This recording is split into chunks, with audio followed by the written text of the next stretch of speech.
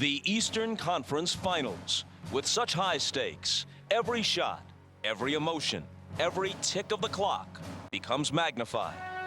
In this decade, two men have faced the postseason pressure and made big playoff shots more often than anyone else. Reggie Miller and Michael Jordan. This series has offered further evidence.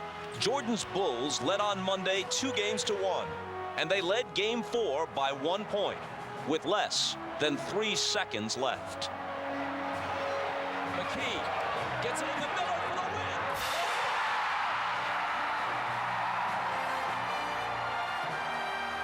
win. Less than a second is almost no time at all. But for Michael Jordan, it can be enough time. Kukoč to Michael at the buzzer. It spins out.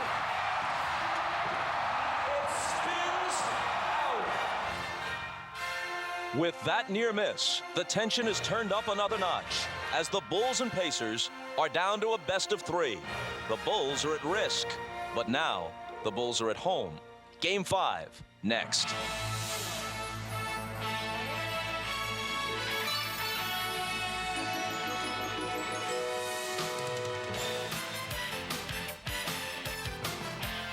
This is the NBA on NBC. The 1998 NBA playoffs. Tonight, it's the Indiana Pacers versus the Chicago Bulls. The United Center in Chicago, where over the last 2 years, the Bulls are 27-2 in the playoffs. Welcome to Game 5, everybody. I'm Bob Costas. If it wasn't clear before, it ought to be clear by now. The Indiana Pacers are here as foes, not foils. They're not interested in winning a couple of games or in merely making the Chicago Bulls sweat for it. They think they can be here to eliminate the Chicago Bulls and eventually replace them as the Utah Jazz opponent in the finals. If anybody doubted that prior to tonight, that doubt is long gone. This is a real series, a real challenge. Everyone, including Michael Jordan, knows it. Oh, I'm nervous. I think if you're not nervous, then you shouldn't be here. It's a sense of nervousness because we're starting to venture down an alley that we hadn't seen in a long time, and I think nervousness brings excitement. These are the games that, Coach Smits used to tell me about.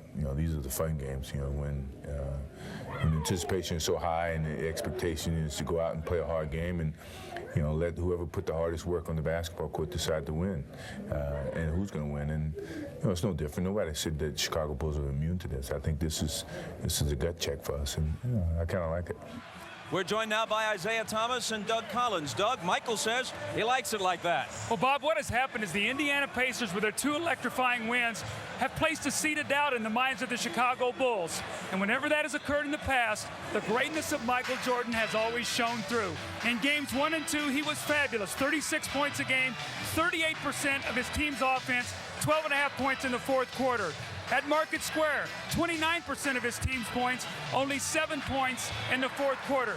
Bob, is this a trend? Are the Pacers wearing the Bulls down with their depth, or now that they're home once again, will we see another monster game from Michael Jordan?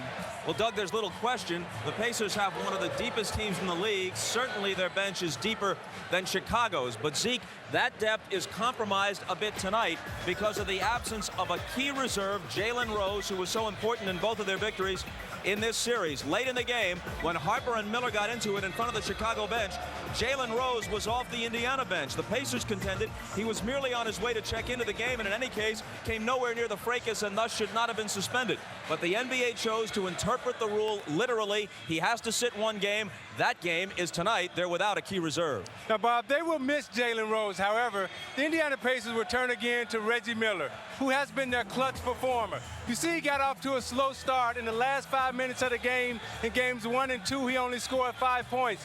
But in games 3 and 4, back at Market Square Arena, he scored 18 points. And more importantly, he didn't miss one shot. Now, can Rick Smits, their all-star center, get him in a position again tonight for Reggie Miller to come in and be the closer? Zeke, here's something else everyone seems to be talking about. not just the conclusion of Monday's Game 4, but the reaction of Larry Bird. First, everyone's seen it before. Reggie comes off the screen, he bumps Michael, and his signature, he sinks the game-winning shot. Everyone else goes berserk, but look at Larry Bird. From his demeanor, he might as well be looking at a test pattern. But Bird has put it this way, yeah, I'm emotional inside, but outwardly, I'm affecting a different demeanor because my team is taking its cues from me. And apparently, Doug, he wants them to believe that a victory here or there is just fine. But it's the series that they want to win, and then they can celebrate. You, on the other hand, Doug, were a very emotional coach. I don't think you could have contained yourself that way. Bob, I think it's important to be consistent for your team. That's what they're looking for, and this is what Larry Bird has been all season long, regardless of the magnitude of the game.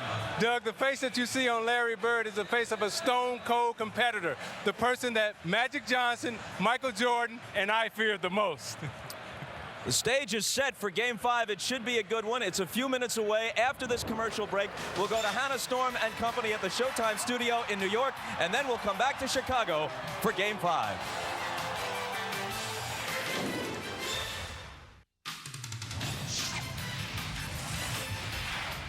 Hi, everybody. Hannah Storm, along with John Sally, Peter Vecsey, and Matt Kukoč. And we will send you back out to Chicago for the tip-off in just a few minutes. But first, Matt, what sort of adjustments do the Bulls need to make tonight after losing games 3 and 4 in Indiana?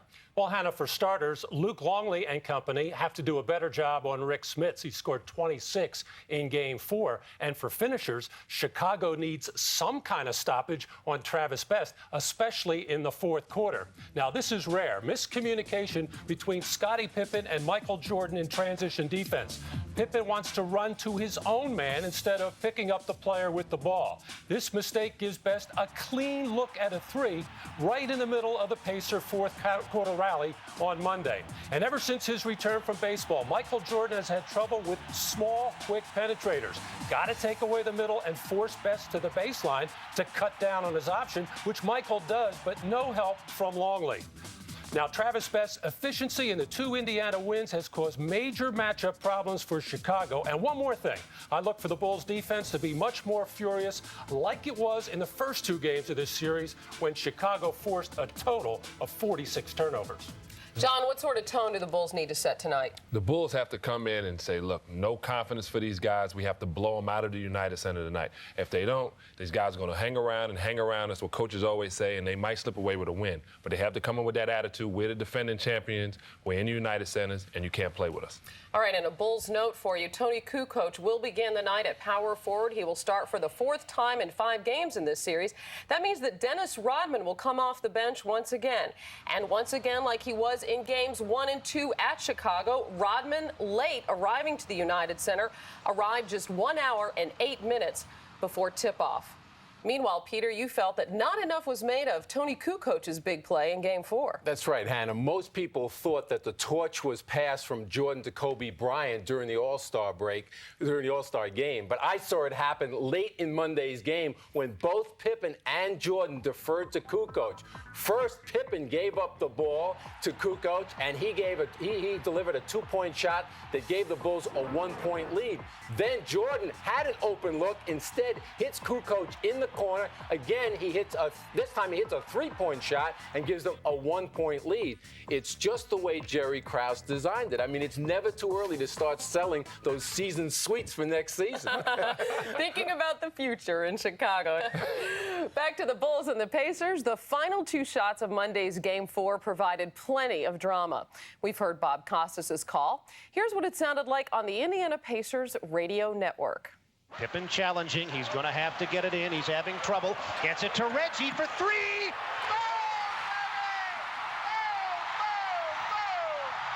Unbelievable! He looks. He lobs to Jordan. He got it off. It rimmed out. It rimmed out. It rimmed out.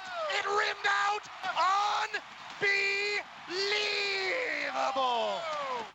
Such objectivity from Mark Boyle and former Pacer head coach Slick Leonard. They had the calls in Indianapolis. What sort of drama awaits us in Game 5 of the Eastern Conference Finals?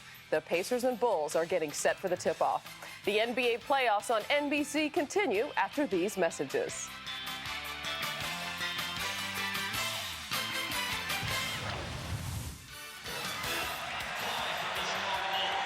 As we return to Chicago, the lineups for tonight's Game 5. And if the Indiana Pacers are confident they have reason to be, between the regular season and the playoffs, they have faced the Chicago Bulls 8 times.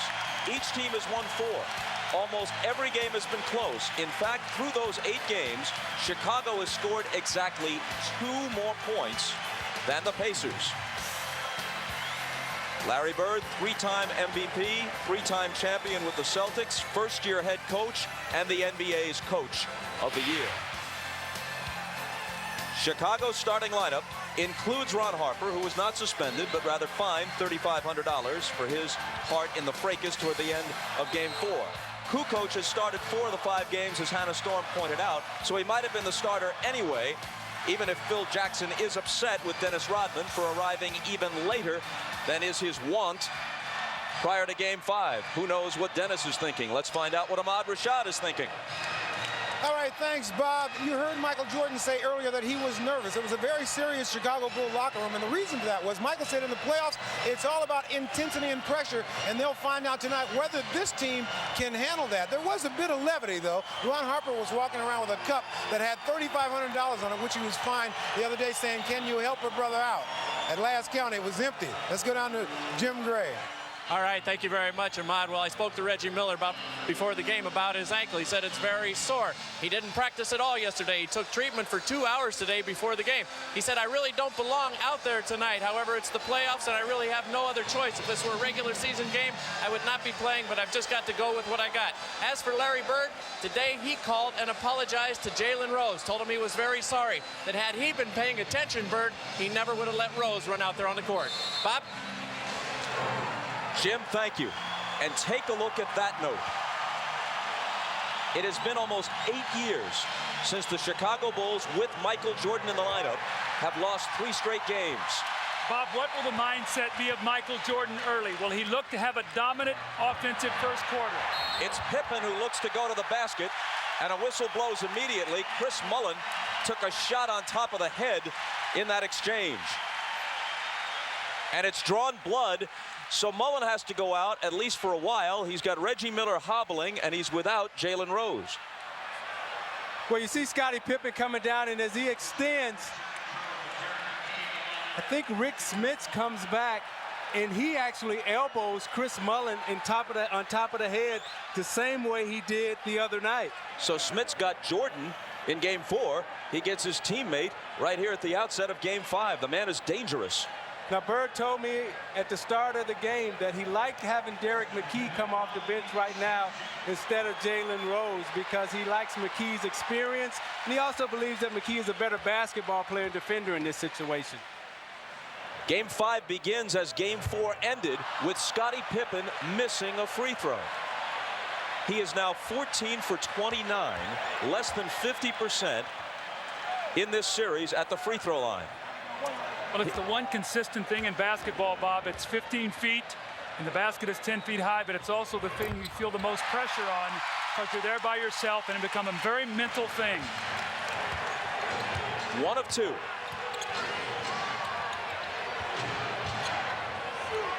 Dale Davis. And a whistle from Bennett Salvatore away from the ball. Salvatore working with Bob Delaney and Steve Javie. Here's Jim Gray. All right, Bob. Well, Chris Mullin is on the bench being attended to by the Indiana trainers. He has about an 1.5 inch gash on the top of his head. They're trying to stop the bleeding. When they stop the bleeding, he'll return. Bob? After the foul on Scottie Pippen, the Pacers put it back in play.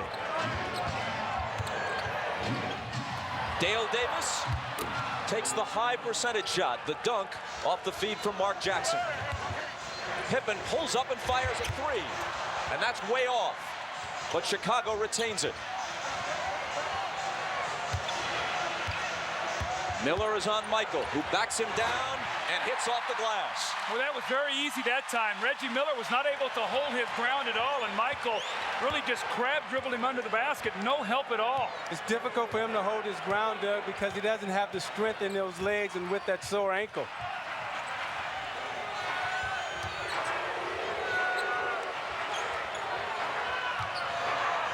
Jackson to Smits on the drive, rejected by Kukoč.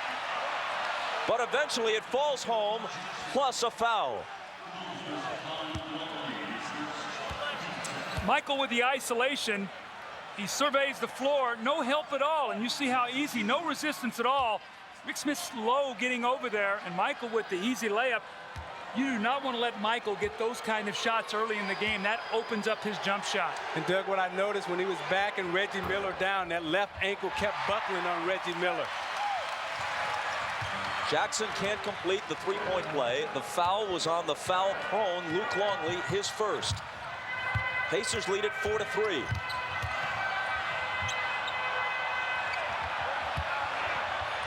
Michael into the lane, and he scoops it up and in for his second basket. At the other end, Jim Gray reports that it will require 3 stitches to close the wound on Chris Mullin's head. When Michael Jordan is thinking offense in the first quarter, he always goes to the post. Michael into the passing lane for the steal, but it happens just as an offensive foul is called on the Pacers, so the Bulls get it either way. Michael once again on that low block, the up and under. He splits Rick Smits. 2 easy layups for Michael Jordan, then the moving pick on Rick Smits. And we see the big numbers of Michael Jordan after big losses. Foul was on Miller, his first. Kukoč's pass is swatted out of bounds. Still Bulls ball, 10 on the 24. I know Larry Bird doesn't like to double team, but with Michael Jordan in the post being guarded by Miller, he's going to have to come back and give him some help. Out of bounds to Indiana.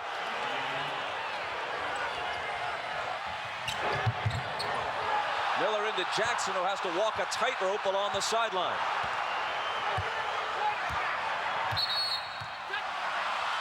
And a technical foul apparently has been called on Scottie Pippen, who was jawing at Bennett Salvatore. That's pretty interesting because Scottie's not a guy who gets a lot of technical fouls. See the edginess in both of these teams right now, understanding the importance of this game. Whoever wins takes the series lead at 3-2. Doug, this is a tough-minded Indiana team. You know, they remind me of the team of the 80s. You look at Scottie right here, and he's yakking at Bennett Salvatore, and Bennett said, I'm going to take control of this game early. Miller failed to convert on the technical. With Mullin out, he's their best free throw shooter, but not that time.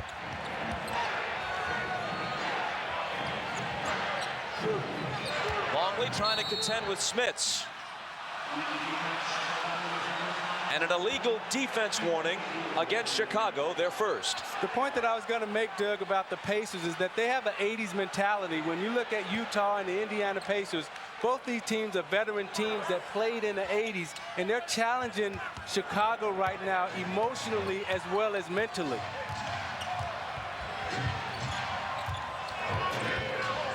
Harper up on Reggie. Behind a screen, he fires and hits a 3 for Reggie Miller. Michael at the other end. You know he wants to answer. He spins, he fires, but doesn't have the answer this time. Harper clears it, gives them a new 24. And Michael will try again, and this time it's the result he wants. He's gone to the same spot on the floor 3 times in a row and scored on all 3 possessions. Well, Larry Bird told me before the game, he said, no, Michael is going to get his, but they want to concentrate on Scottie Pippen. They want to keep Scottie Pippen around to about 14 points and not let him get about 20. McKee is doubled, and he finds Jackson for 3. Mark Jackson gives the Pacers a 10-7 lead. So the importance of that is that Scottie Pippen is always the help man defensively for the Chicago Bulls. If Mark Jackson can hit that, then on the closeouts, he'll be able to get dribble penetration. Kukoč ties it. Kukoč, who hit so many important baskets in Game 4. It wasn't his fault that the Bulls lost the game. Smits returns it to Jackson, then screens for it. Gets it back and misses the 20-footer long. Pippen into the lane, left hands it home.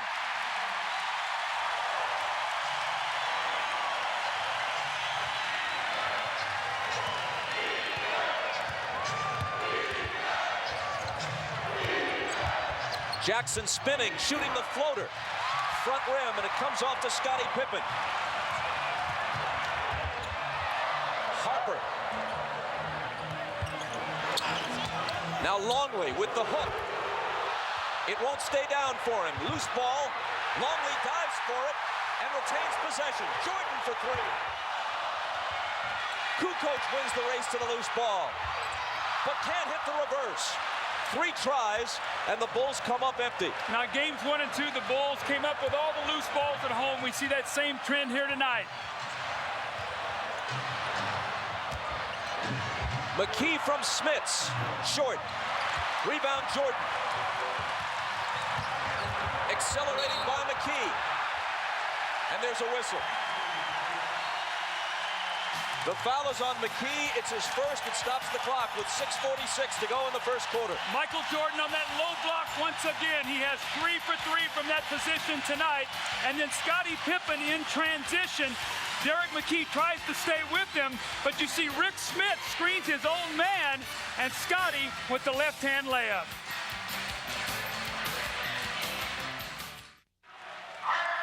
Now, Michael Jordan has come out in his first quarter with the mentality of scoring. And Doug told us whenever he has that mentality, he wants to go inside. Took Reggie Miller down there inside, went right one time, came back left, gave him the up and under, but then he went back the other way. You see he keeps Reggie Miller off balance, not giving him the same look twice, and you see all the shots that he's taken thus far have come in the paint. See, Isaiah, what happens is when you score in the paint, it opens up the perimeter. And in the 9 wins and the 3 losses, you see Michael's been into the paint on an average of 6 baskets on 10 attempts. So tonight he's established in there, and then he'll step out and the jump shot will come to him much freer.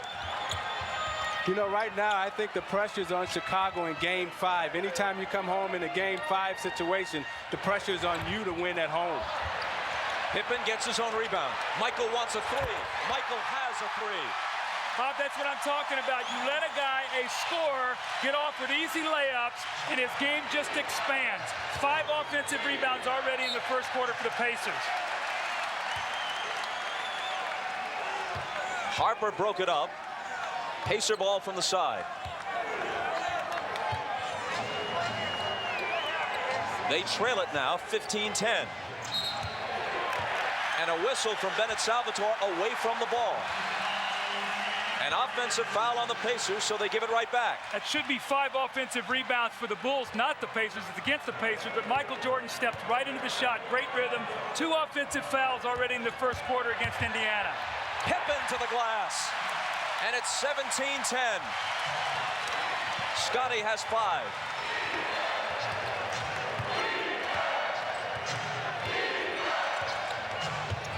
Miller, a little bit of room. Usually that's all he needs. That time he overshot it. Jordan skies for the rebound. Kukoč drives on Davis. Pippen into the lane and hits the floater. See, what's happening here right now, Doug, is Chicago's superior speed is taking control of this game. Indiana has got to slow this game down and go inside to Smits. They can't afford to shoot long jump shots right now. Smits is having a very difficult time. Longley's doing a great job. Look where he's posted here. Got him way off the block.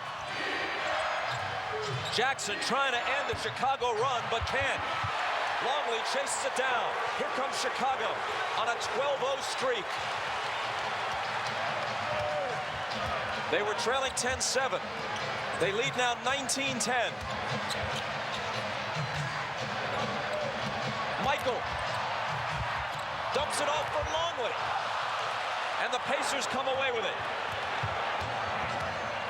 Miller to Smits for the jumper. Somebody got a piece of it. And Chicago comes away with the ball. See, I thought McKee should have took that layup. They're so conscious of Reggie Miller and getting him the ball. But McKee passed up a wide open layup. He should have took that shot. Kukoč, short. Rebound to McKee. Now the pace of this game, can Chicago keep this up even at home for 48 minutes? In the second half in Indiana, they start to falter a little bit. Smits. Longley made him work for it, and Smits now has missed his first 4 field goal attempts. Look at the battle for the loose ball. It's going to go to Chicago as they call a timeout. They ask for a 20, and they'll have possession after it.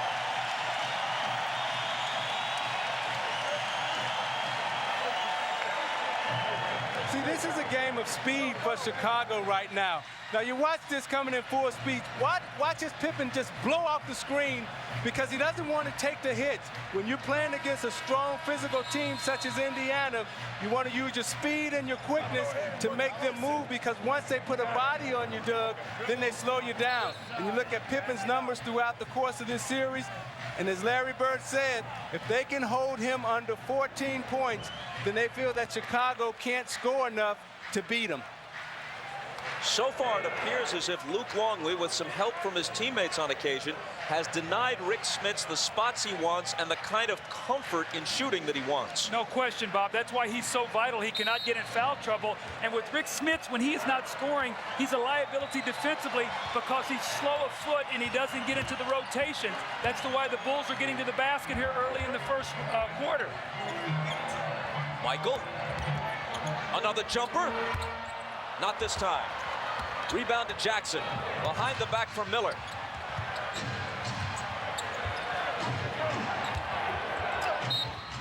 And there's a whistle with Antonio Davis at the scorer's table for the Pacers and Dennis Rodman preparing to check in for Chicago. The foul is on Ron Harper. Tony Davis, more mobile. You're going to see that Phil Jackson's going to counter immediately with Rodman because he wants those two guys matched up. Rodman didn't show up at the United Center until 7:05. That's local time, little more than an hour before the scheduled tip-off. Miller, catch and shoot. Missed it.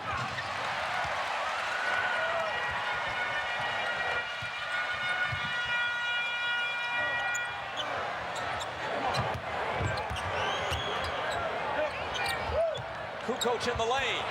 Makes it 21-10.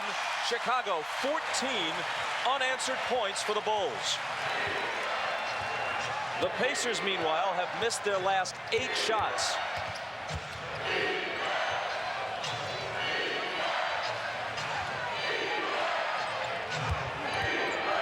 McKee fouled as he makes his move.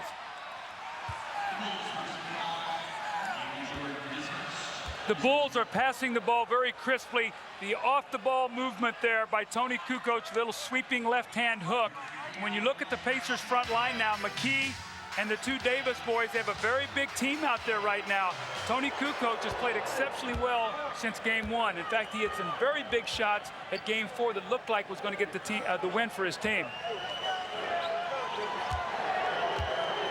That free throw by McKee was the Pacers' first point in 5.5 minutes. And he makes them both.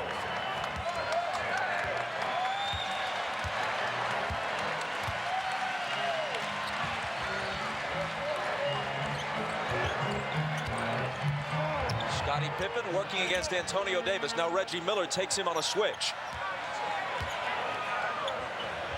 5 on the 24. Kukoč on the run. And he gets the bounce and roll.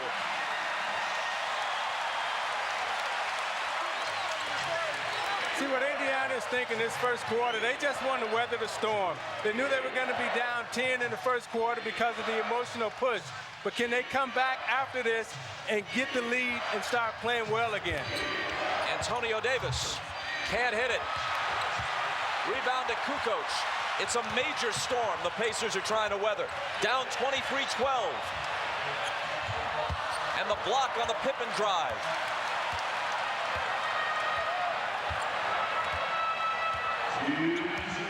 Michael was fouled, which stops the clock with 1:58 to play in the first. You're watching the NBA on NBC. Welcome back to Chicago. I'm Jim Gray. Larry Bird during that timeout told the Pacers, guys, you're bigger, you're stronger, be much more aggressive. You're giving up too many easy shots. Somebody stand up and do something here. Take a hard foul, get back on your game and play some defense. You guys are just letting them in with too many easy baskets. Somebody has to step up. Bob? Jim, thanks a lot. Just prior to the commercial, Dale Davis had blocked Scottie Pippen's shot. Then Antonio Davis fouled Michael Jordan. Chris Mullin checks back in for the Pacers.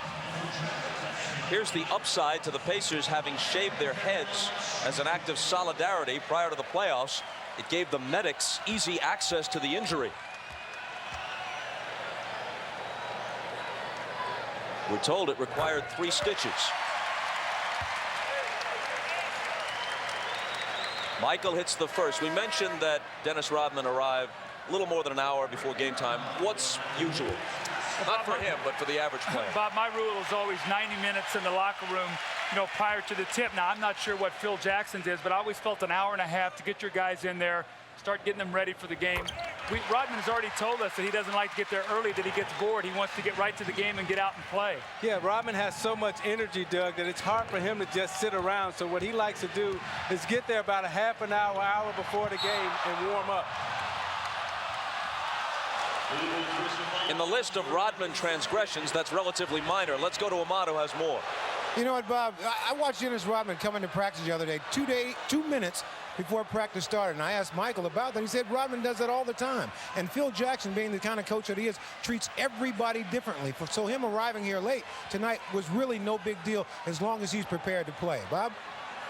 Ahmad, thanks. The foul on Michael was his second. It sends Chris Mullin, the league's leading free throw shooter, 94% for the season, to the line. Now, what we've seen already tonight is a different substitution pattern by Phil Jackson. The moment Travis Best came in, he comes with Randy Brown. Probably thinking defense, control his speed and quickness, because Best has been a problem in the last 2 games. Scott Burrell checks in for Michael Jordan, who did pick up his second, so he'll get a rest with his team leading by 12. As I remember it, Phil Jackson didn't use Randy Brown even for a minute in Game 4. He actually, his first substitution was big. He brought in Burrell and tried to stay big on the perimeter. I think he needs the speed and quickness of Randy Brown. Steve Kerr has had trouble containing him. Mullin, as expected, makes them both.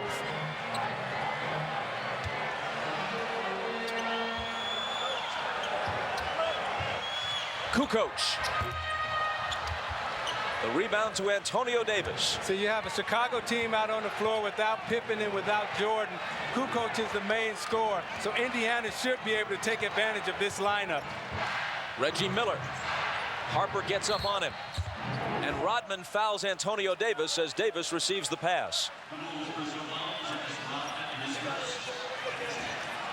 And folks, you can log on to MSNBCSports.com for Showtime's online inside story on the NBA playoffs. Click on video features and commentary, plus check out Bill Walton's team-by-team preview of next month's NBA draft. It's all at MSNBCSports.com.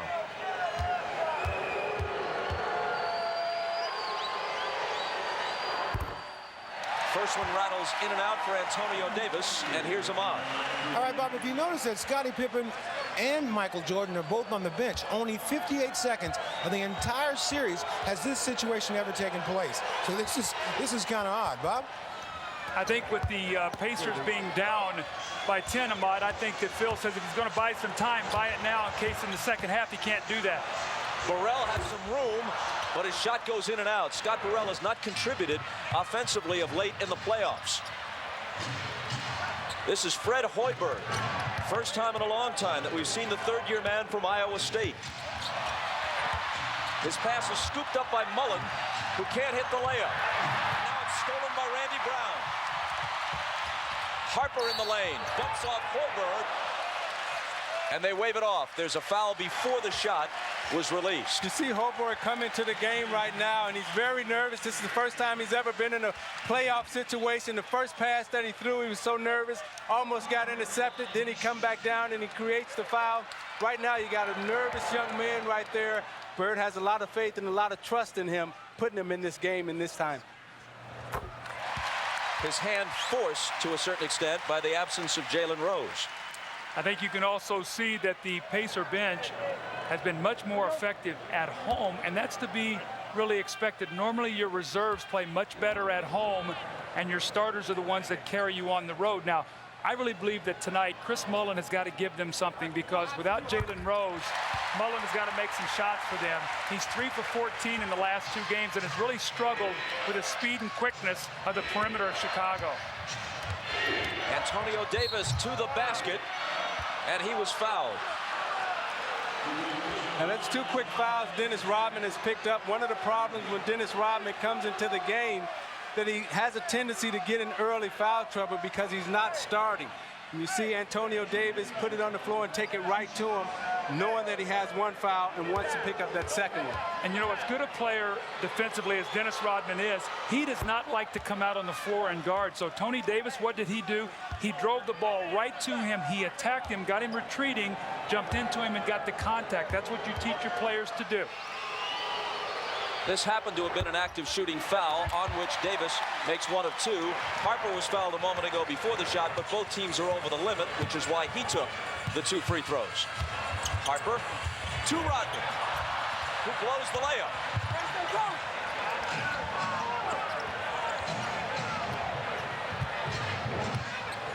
The Pacers have missed their last 10 field goal attempts, and they're 4 of 15 in the quarter, which now has 10 seconds left in it. Travis Best can't put an end to that streak. The Bulls have time. Brown to Burrell, who was fouled from behind by Mullin. And it's going to be a flagrant. Bennett Salvatore has called a flagrant foul. So Burrell will get 2 free throws, and the Bulls will get the ball with 1.9 seconds.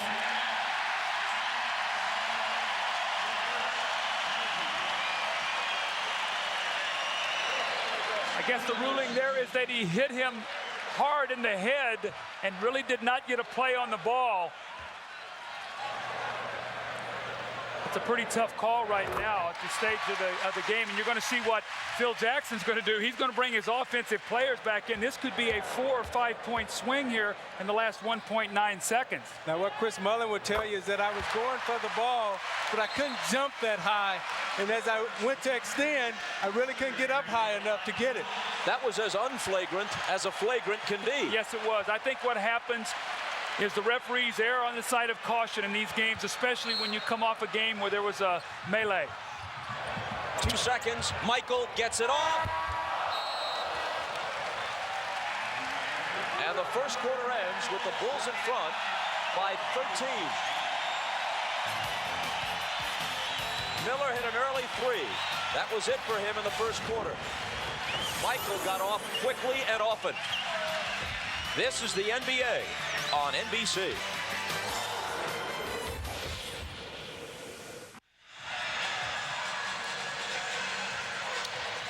Well, when that happens, it goes a long way toward explaining why you trail 29-16 after 1. See, I think Larry Bird expected to be in this situation in the first quarter. You know, 10-13 down in the game 5 of the first quarter is not uncommon. Now, can you make up for that? How can you come back? And that's when he'll rely on his bench. You can see one of the things that the Pacers have done all series long is shoot the ball exceptionally well. Only 25% in that first quarter. Here's Mark Pope, rookie from Kentucky, off to Hoiberg. And Hoiberg's shot spins out.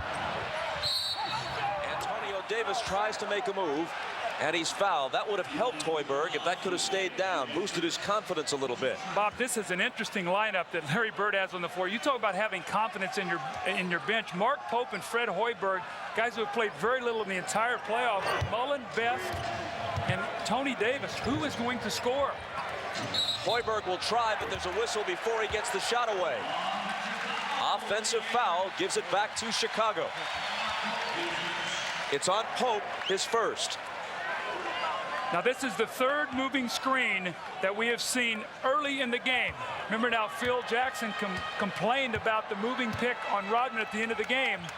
He's got 3 calls tonight. Hoiberg now has to contend with Jordan.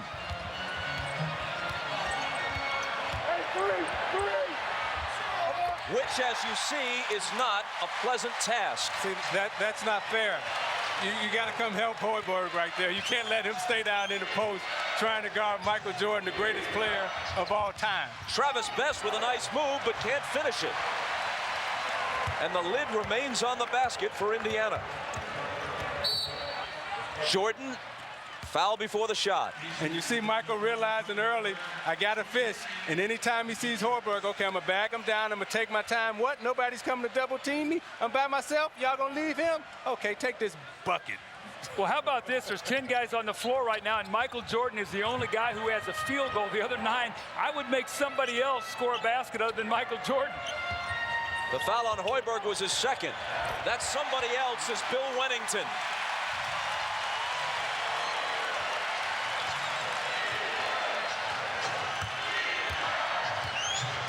The Chicago Bulls have now more than doubled the Pacers.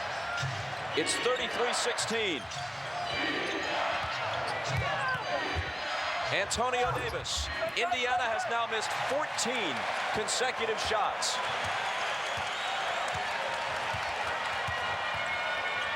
Jordan around the Rodman screen for Wennington. Who can't hit it? Hoiberg nearly threw it away. Best goes back to recover it.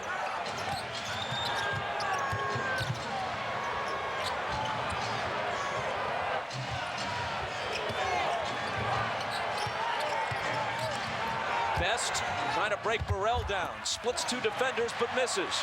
Rodman tumbles out of bounds, but first gets rid of it to Kerr. Pulls up and then leans into Mullin, trying to draw the foul, and did it successfully. Nothing going right for the Pacers. There was a sense of real concern at the United Center prior to this game. Those concerns on the part of Bull fans have been allayed somewhat as Phil Jackson's team has jumped all over Larry Bird's club to the tune of 33-16 with 9:43 to play in the second.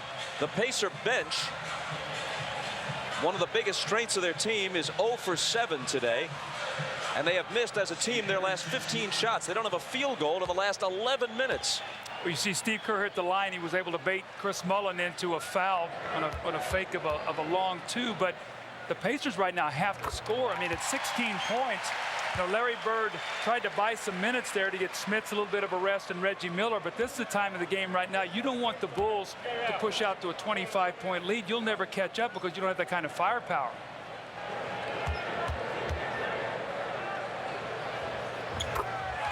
Kerr swishes them both. A 19-point Chicago lead.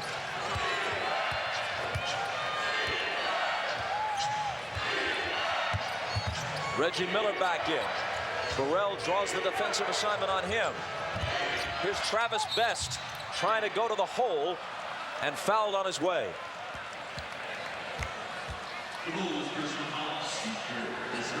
NBC's must-see Thursday begins with Friends, followed by Just Shoot Me, Seinfeld, Veronica's Closet, and ER. That's must-see TV tomorrow on NBC. They still have the Seinfeld repeats in the vault, and they plan to use them. Now, Reggie Miller is wearing some type of ankle wrap or ankle guard on his ankle right now, and that wrap has become unraveled. I hope he doesn't trip on it or he recognizes it and try to, button it back up before he, trips on it.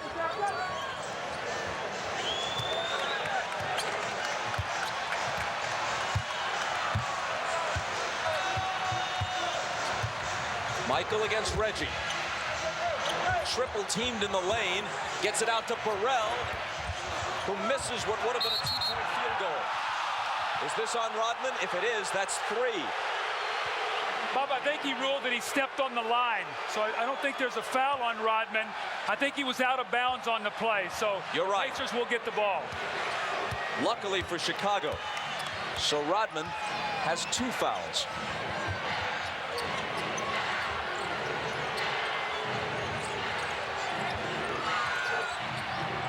Kerr, Best is much quicker than he is.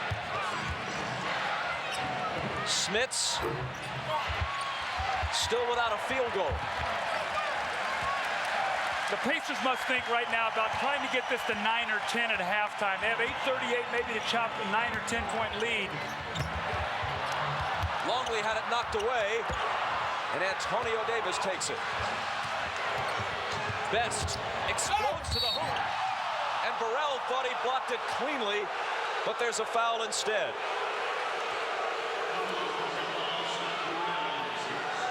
So vital for the Chicago Bulls for Luke Longley to stay in the game. Look how he pushes him off that block. And then what will happen is Steve Kerr will dig back in there, force him to pick up his dribble. He has no place to go, so he shoots a fading jump shot. That's what the Bulls will live with. You see Kerr faking the double team. And Smits has got to have that patience that he had in Game 4 when he played so well, especially in that third quarter. Doug, the Bulls' half-court defense is so good right now that the only way the Pacers are going to get back in this game is to score in transition, as Travis Best did right there.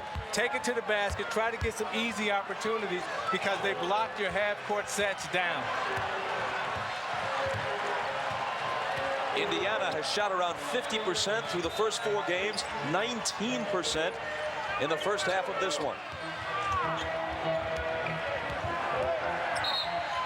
Hold on.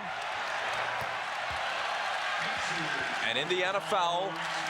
It's Smits, his second. Now, the reason Rick Smits picked up that foul is because Reggie Miller got caught up on the screen, and he was waiting for Reggie Miller to come. He was saying, come on, come on, come on. Watch him look back to Miller. Where are you at? Come on, come on.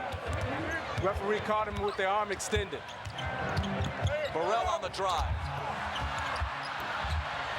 It bounces to Kerr, who knows what to do with it. Loose ball. Chicago is so aggressive tonight. All 5 of the Pacers must be back in the paint. Rebounding has not been a factor, or not the key factor. Turnovers have, but tonight it's the rebounding. Travis Best can't connect on the 3.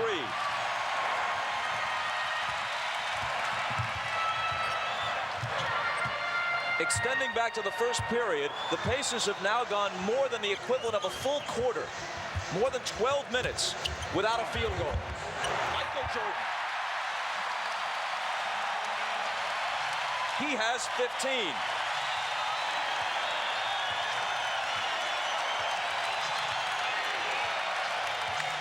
Chicago by 20. And play is stopped. Michael Jordan is going to always find an opening. You see him give the basketball up, always cutting, always moving. Sets a little bump screen there, does not stand, presents himself to an open area for Scott Burrell, and once again, another layup for Michael Jordan. That last foul was on Rodman, his third, and now he is hit with a technical foul before Phil Jackson can get him out of the game. Dickie Simpkins coming in. Now, here's Michael saying to Dennis, look, don't give these guys a chance to reverse this momentum. Dennis often complains that, as he puts it, he has a bullseye on his back. On the other hand, he is almost by acclamation, when you talk to the other players, the dirtiest player in the league. Mostly that's effective for him, but a lot of it involves illegal play, and a lot of it happens off the ball. So why shouldn't the officials watch him more closely than they do other players? Smits missing again. He's now 0 for 6. Michael made a move, then didn't know what to do with it.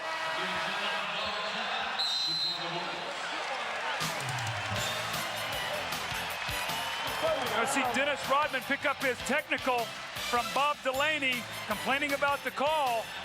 So 3 personal fouls and a technical. It has not been a good first half for Dennis Rodman. It's been a great one for the Chicago Bulls. They lead by 19. You're watching the NBA on NBC. While we were away, listen to Michael Jordan on the Chicago bench. Leave him alone.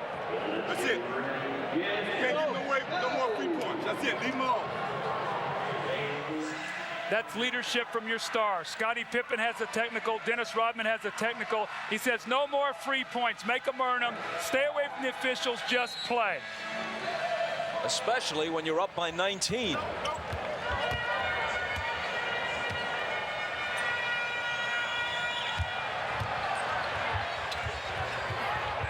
And Michael can't make it 21. There's a whistle for a foul on the rebound.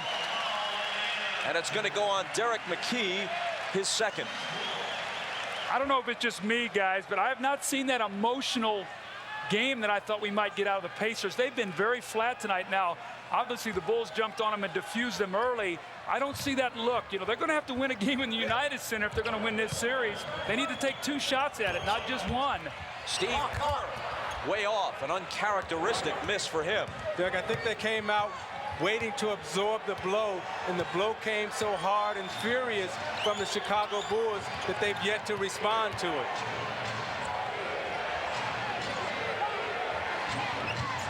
Smits forces one up and finally hits it. His first field goal of the night, and the Pacers' first field goal in unbelievably 14 minutes.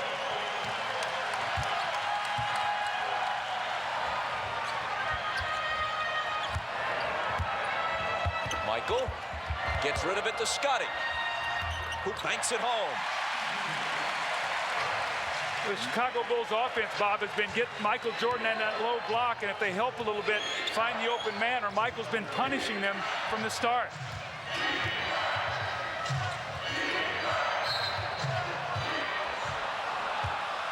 A lot of pushing and shoving happening off the ball, and it looks like Longley for his second.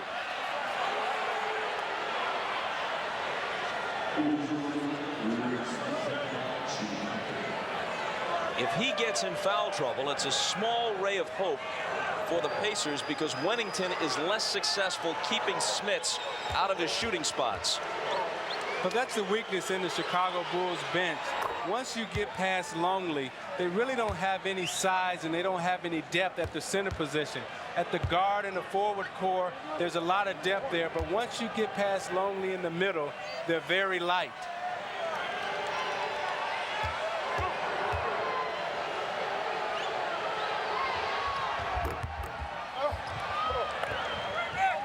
Smits makes them both. The Pacers trail by 17. Reggie's on Michael.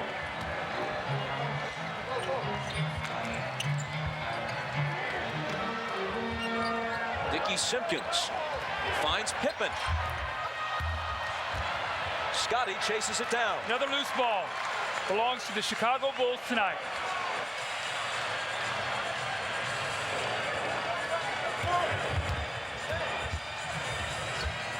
Jordan from Pippen. Sweet as you please.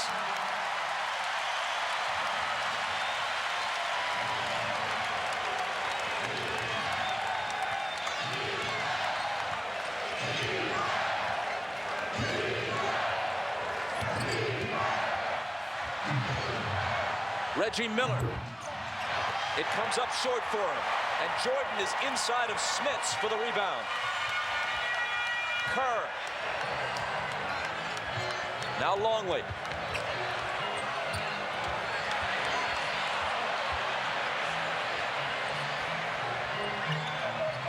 Michael finds Longley cutting to the hoop. Chicago right now is executing to perfection. You know, you see Jordan's mentality right now. They're running every screen hard. Now you watch Pippen right there as he throws it out to Jordan. Jordan will square up, stare McKee down, and shoot it right through the bottom of the net. You watch him as he's backing up. I feel it. That last play, though, was a great play by Michael and Longley. It was eye contact. The big man jumped out as if it looked like Michael was going to use the screen. And Luke just slipped it and went right to the basket. And once again, the slow rotating defense by Indiana. The Bulls have more points in the paint in this half than they had in 2 complete games in Indianapolis. They're out of the 5 games. This is the crispest I've seen Chicago run their offense. Derek McKee. 5 on the 24. McKee shot blocked by Longley. Into the hands of Pippen. Here they come. Harper all the way to the hoop. Got it. Plus a foul. They are running the Pacers out of the building and back to Indianapolis to try to regroup for Game 6.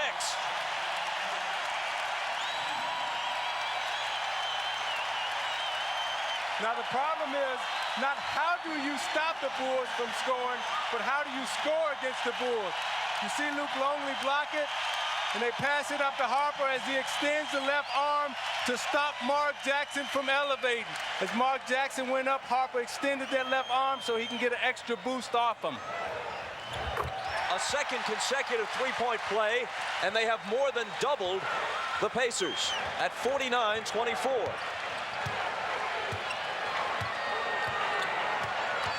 Jordan to the bench for a rest. Smits to the hoop from Miller.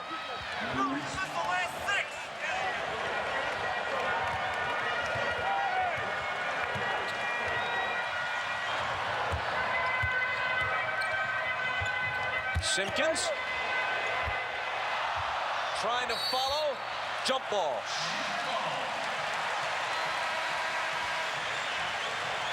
Dickey Simpkins was released back in February by Golden State. He finds himself in the conference finals back with his old team, Chicago. That's not a bad deal. Derek McKee going out. We know that he has a very sore quadriceps muscle. They are now down 23 points. It'll be interesting to see if they don't make a dent. Maybe Derek McKee might be taking the rest of the night off. We'll have to watch that substitution. And you can see just how dominant Chicago's defense has been in this game. Smits. Pippen has the rebound. Harper racing back. Behind him to Scottie. A leaner, no good.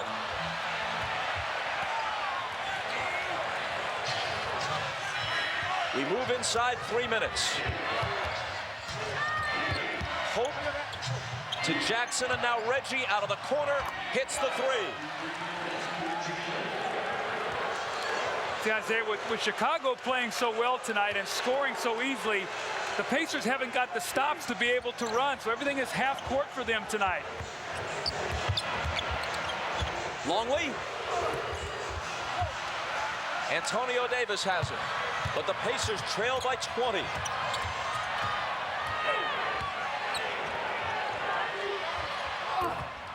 Davis's line drive jumper comes up short.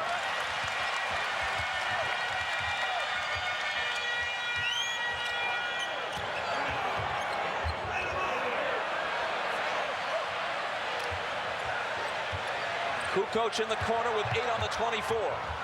His pass picked off by Jackson into the hands of Pope. Jackson to the trailer. Miller blocked away by Longley, who was the only guy back. Well, you see on that play, Jackson didn't really have the speed to go by Longley. That's why he flipped it back, and Longley made the block.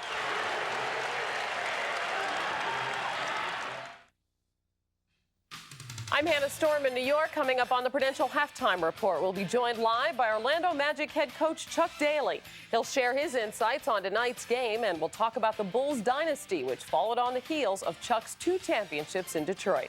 Plus, we'll hear from Matt Kukoč, John Sally, and Peter Vecsey on the first half in Chicago.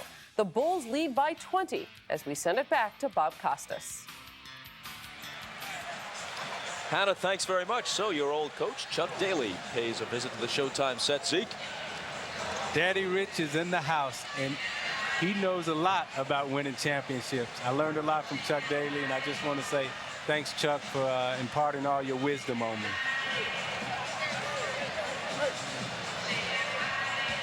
As you look at the leading scorers, Reggie Miller has a pair of threes, and that's it in this first half. On the inbound, it's Dale Davis, fouled. It looked like Pippen, and it is his second. Well, Game 6 will be Friday night at Market Square Arena, just like this one, 9 Eastern, 8 Central Time. It looks like the Pacers will have to win on their home floor to force a 7th game, but here's the good news for them. They have not lost at home through the entire playoffs. This is a team that won 58 regular season games. One of them was here. One of the 2 regular season games they played against the Bulls at the United Center was a road victory for the Pacers. They know they can do it, at least in theory, if they get it back here for a 7th game. A whistle before Scottie Pippen released the shot. One of the things we've seen tonight, the Bulls have run their outside series. They love to throw ahead Pippen to Kukoč, and Scottie used that speed and turned the corner. Isaiah, he's gotten to the basket 3 or 4 times here tonight off that little give and go from the sideline. That's the adjustment that Tex Winters made in the offense, to guard around and then you bring the guy into the post. You know, Tex is beautiful and smart at figuring out how do you counteract Dick Harder's defense. You know, Tex invented the triangle, and they're running it to perfection right now. Tex Winter and Dick Harder, between them nearly 100 years of coaching experience. Winter is a youthful-looking 76. Harder is 66, 2 of the great assistants in the business. And an Indiana offensive foul. You make a list of the things that can go wrong in a half. Just about all of them have happened for Indiana, or to Indiana. Again, gamesmanship. Phil Jackson complained, if you're going to call the foul on Rodman, Rick Smits moves on every screen he sets. That's 2 they've called on him tonight now. You know that Larry Bird, Phil Jackson, they complain about the officials. They whine. It's childish. However, you know what? It's effective, Doug. Well, it was Bird complaining after the first 2 games here. And even though Chicago, on average, has shot 8 more free throws per game through the first 4 games, you could make an argument that Bird's complaints had a positive effect for his team. Phil Jackson took a $10,000 fine for his remarks after the games in Indianapolis. I think it's less what the officials are doing and more the way Chicago is playing in this first half, but you could argue that it didn't hurt, and he can afford the 10 grand. See, Scottie Pippen, once again, he had Mark Pope on him. They went right back to the same play. Mark just does not have the speed to contain Scottie. He throws that ball ahead and turns that corner. 2 times in a row now they've run the same play with both the same results. 1 of 2 for Pippen, who has a dozen, and who now deflects the ball out of bounds. You know, Bob, to follow up on the point that you made earlier about Indiana trying to get to Game 6, you know, Chicago can knock the confidence out of Indiana right now and go back to Indiana and win if Indiana doesn't get their act together. 5 seconds to get it across the line, and Jackson does. Now he lobs one toward the hoop, and it works to Antonio Davis. They're going to run that same play again with Scottie to the outside, this time off a screen roll and a give and go. It's a beauty, plus the foul.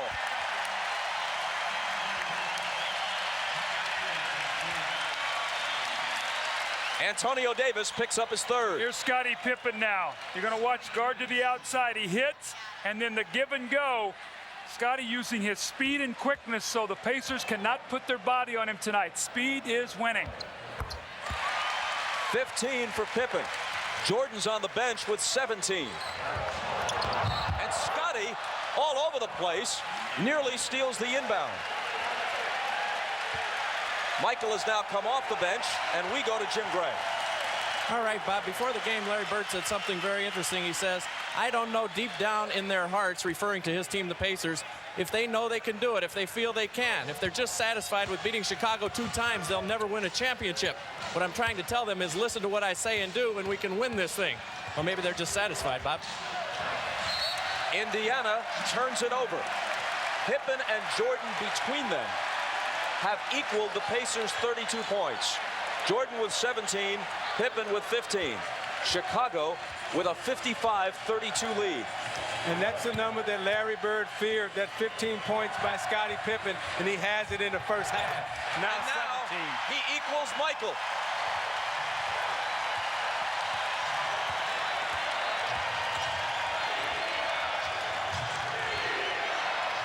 Miller up top for Dale Davis, who can't convert it. Here comes Michael, tongue wagging, pull up, in and out.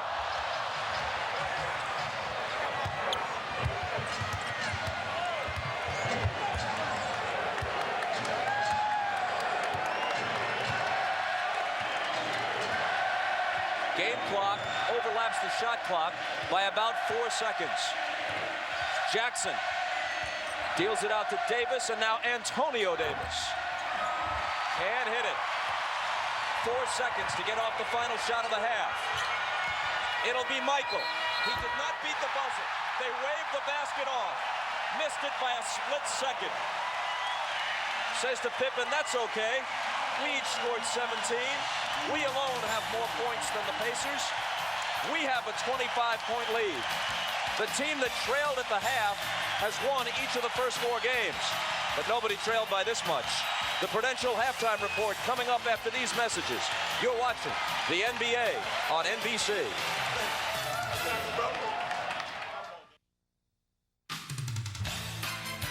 This is the Prudential Halftime Report, brought to you by Prudential, bringing strength and stability to America's families through insurance, healthcare, real estate, and financial services. It's halftime of Game 5 with the Bulls routing the Pacers 57-32. Both Michael Jordan and Scottie Pippen have 17 points in the Bulls' best performance of the playoffs. Hi, everybody. Hannah Storm back in our New York studio along with John Sally, Peter Vecsey, and Matt Kukoč, and we'll hear from Spider and Matt in our next segment. But right now we are joined live by a coach who has won 2 NBA titles, both of them with the Detroit Pistons, Chuck Daly, the head coach of the Orlando Magic. Thanks for joining us, Chuck. Hi, Hannah. How are you? Doing great. Now, as a head coach, what can Larry Bird possibly say to his team at halftime of this game? Well, I was there a couple of times this year with this club. Chicago was a tough club for us to play. And I think the thing you have to preach is that they rarely score over 90 or 95 points and say, hey, we've got a chance to get back in this game, plus the fact that we've got to do something here to let them know we're still in this series. Chuck, Peter here. Yes. The Bulls kick-started their dynasty in '91, and you happened to be there as Piston coach. Look at all the trouble you started. Yeah, you're exactly right. And it's ongoing, and I'm with Jerry Krause. Let's break them up. Short and sweet. Give everybody else a shot at this thing. Chuck, as a coach, you were known to be emotional. I think I recall one time when you actually split your trousers there on the sidelines. But when you look at Larry Bird and the stoic expression that he has had throughout these playoffs, especially when Reggie Miller hit the three-pointer, what are your impressions of Bird's demeanor on the sideline? Could you have done that? Well, I've never been able to do it, and I don't think most coaches are. But I think Larry Bird is kind of special with all the success he's had, being a superstar. And I think he has great control of his emotions.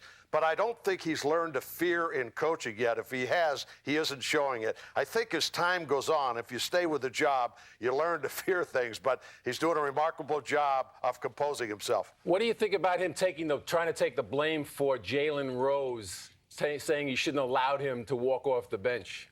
Well, I think it's a great move for Jalen and the club. He knows that, he's standing. They know that he's standing behind them. He's going to be there and takes the hit for Jalen Rose coming off the bench. A very good move by a coach. Chuck, you almost had Chris Morris and Greg Foster in the Ronnie Cycli deal, which was voided when Cycli wouldn't go to Utah. When you're watching the Jazz play, do you find yourself rooting for your guys? Well, I'm not necessarily rooting for him because I had Chris Morris before, but I knew when he's tying his laces nowadays. Right. I have not had Foster, but frankly, when they reported us and they had one practice or actually one practice before they had to go back to the hotel because Ronnie wouldn't report, they were anxious to join us, and I felt it would really have helped us. I think, quite frankly, we would have made the playoffs had they been with us because they'd have been two guys that could have played big minutes for us. Chuck, you've been to the playoffs 11 straight seasons before this year, took the 2 seasons off, came back to coaching. There was some speculation at one point when you guys were struggling and Penny Hardaway was injured that you weren't having a good time, that you may not even be back. In retrospect, though, was this a good decision to come back, and will you coach out your contract? Yeah, I think it was a good decision. I enjoyed it. This particular club, while we didn't win the way anybody in the organization would have liked, maybe because of injuries or whatever reason, but I was happy with this group. They played really hard. In fact, it's one of the fun years I've had coaching. I would just like to have won more. A lot of people they kept saying, yeah, you're doing a great job. I said, yeah, I'd rather do a bad job like I did with John Sally and those guys who won 61 games. Penny Hardaway's future, Chuck. I've read about possible trades for Latrell Sprewell and David Robinson, but my sources say they're erroneous that you guys are keeping him no matter what. Well, right now, all's quiet on all of those fronts. He's rehabbing every single day. He's really strengthened his legs. His weight is down, which is significant, I thought. I thought he put on a little bit of weight. I see him playing golf. I think he's in good health and good spirits. And I think whether he's with us or whether he's with another team, but I hope it's with us, he's going to have an outstanding year. So you're saying it's not definite that he's staying? Well, I would say 99%. That there's nothing that I know any different. I've heard no rumors and no talk about a trade. Okay, Chuck, thanks a lot for joining us tonight. Have a good summer and good luck next season with the Orlando Magic. Thanks. Have fun. All right.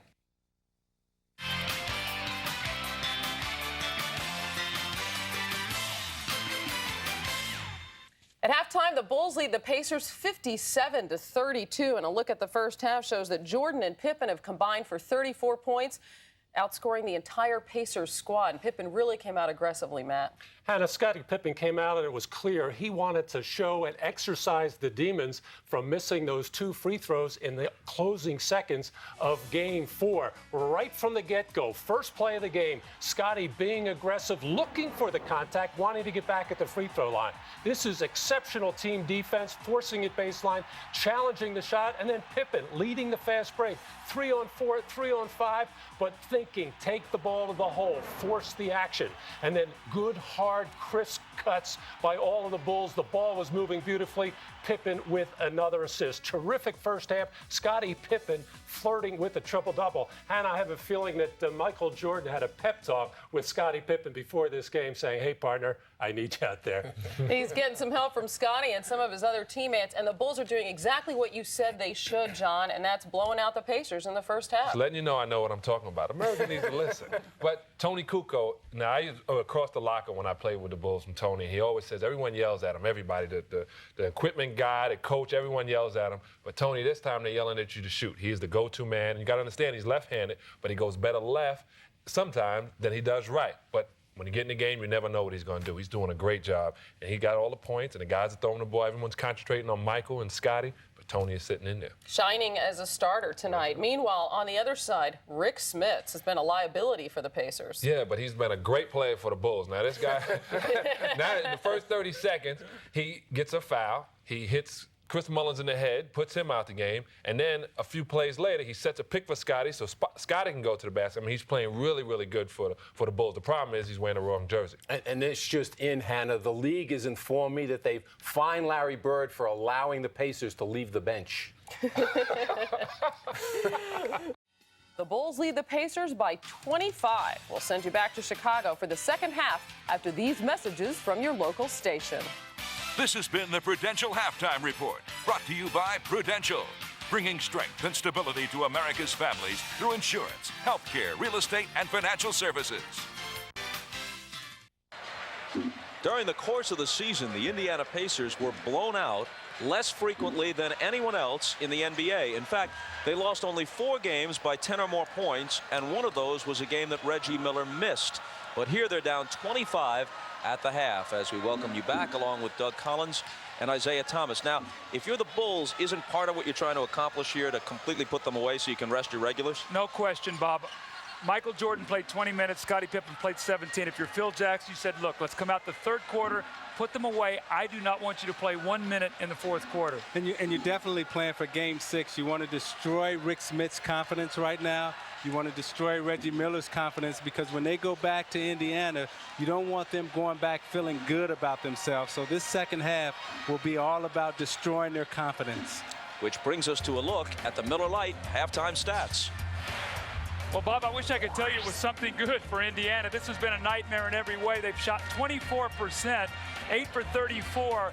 In the series, they're shooting 49%. They've been out-rebounded by 18. And we talked about Stars win championship. And it's been Michael Jordan and Scottie Pippen. Look at the line, 17, 8, and 6.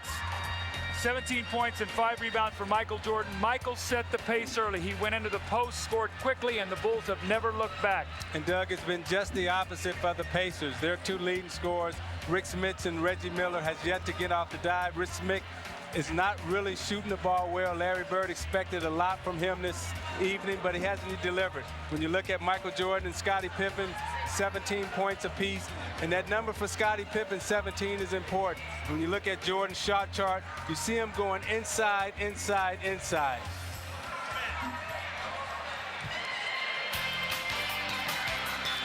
We'll be back with quarter number 3 from the United Center right after this. I'm Rashad back at the United Center where the Bulls are up by 25 points during the halftime. Phil Jackson told his team to keep attacking and keep attacking. And obviously Doug Collins must have snuck into the locker room, because the other thing he told them was the same thing Doug Kidd said, to bury him. Come out and try to bury him right now and get this game over with. So that's what they'll be trying to do. Let's go down to Jim Gray. All right, thank you very much, Ahmad. Well, Larry Bird told his team we're being beaten in every phase of the game. There are only about 2 of you guys who are playing. We need 6 or 7. He's not going to rest any of his guys. He said, hey, we can't fold it up. We have to establish something here in the second half. We got to see what we're made of. Otherwise, we're going to lose touch of this series. Bob? So realistically, barring an incredible burst right out of the blocks here in the third quarter, the Pacers are playing the second half just to establish something for Game 6. Dale Davis's shot rattles in and out. Well, if you're the Pacers, that's the way you have to approach it, because the series is an extension of Game 1, 2, 3, 4, and 5. And you got to go back to Indiana with some type of confidence and belief in your system. Ron Harper around Mullin to the basket, count it, plus the foul. When Larry Bird goes back and reviews his film, he and Dick Carter and his staff, the one thing they're going to be upset, the layups. The Bulls have gotten to the basket. They have finished. They've been touch fouls tonight, not the kind of hard fouls where you force a guy to start looking around when he goes to the basket, make him pick himself up and shoot some free throws.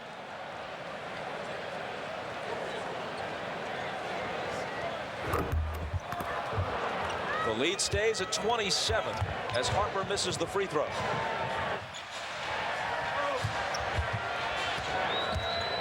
Jackson spinning on Pippen, hold on, foul before the shot. It'll be Pippen, and that's 3.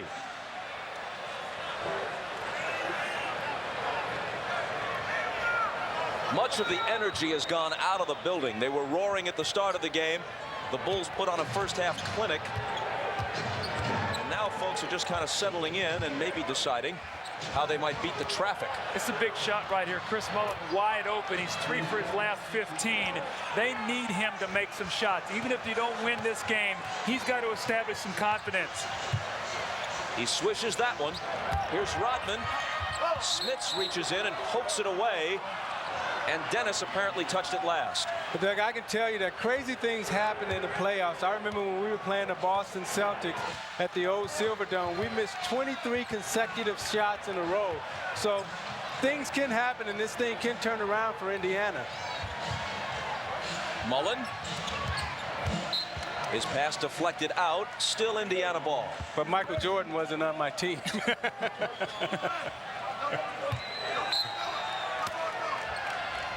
I know what, you didn't miss any of those 23, Isaiah. Those were all Lambeer and Joe. Goaltending on Pippen. So Miller gets the basket.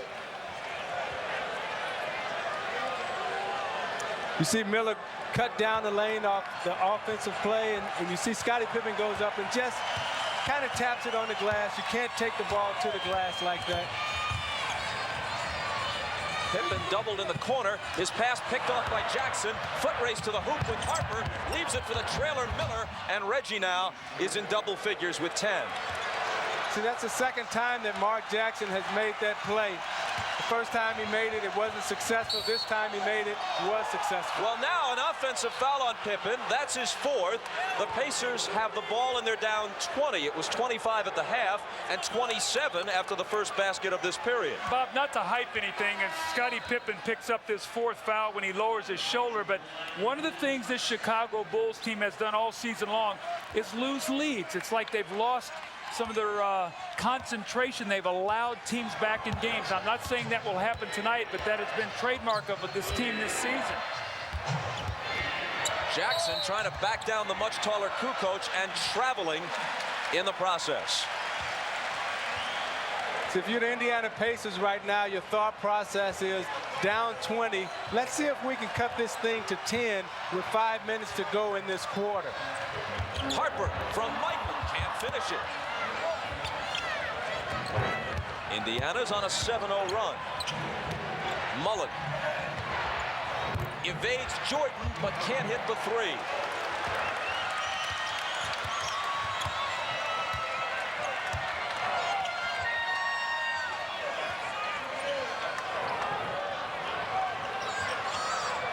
Kukoč from Rodman. And Indiana comes back, still down by 20.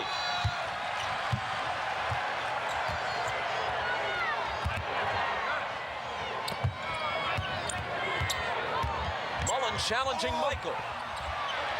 Longley has it. Kukoč to Harper. It's just so hard for Chris Mullin to deal with this quickness of Michael Jordan. He makes a move, it looks like he starts to finish, and Michael gets back into the play and bumps him off of it. This has really been a tough, tough series for him.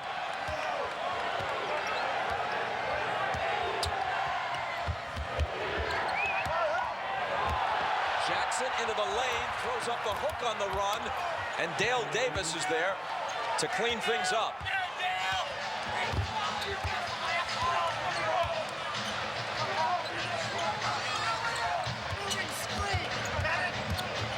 Harper trying to bounce it to Longley. Smits broke it up. Harper recovers it. 7 on the shot clock. It's Kukoč with a leaner.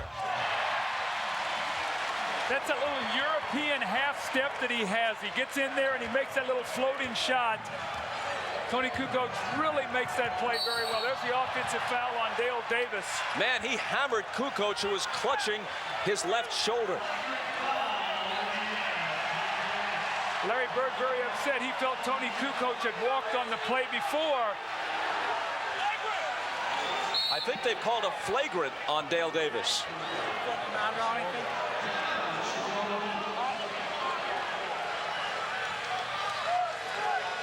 He definitely delivered a shot. Chicago uses a timeout. They lead by 22. Miller Genuine Draft presents even more basketball.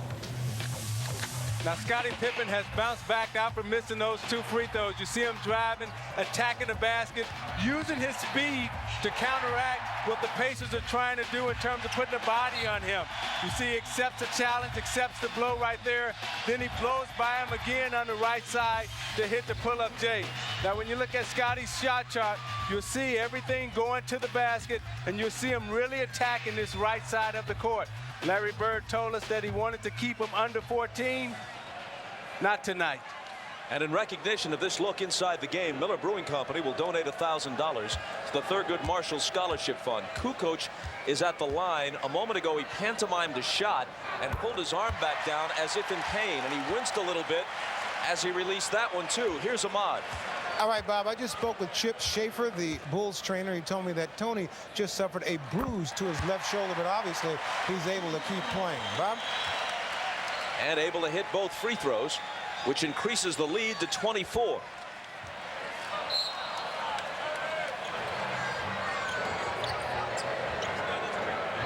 Michael with Reggie hand-checking him.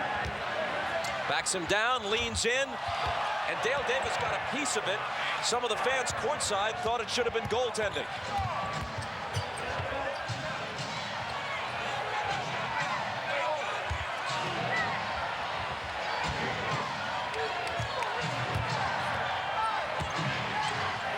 Here's Chris Mullin against Kukoč, who gives him a little room, and Mullin converts.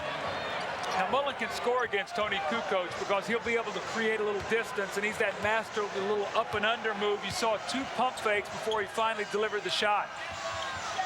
8 for Mullin. Harper, pull-up jumper, spins out. Rodman, Kukoč, then Longley.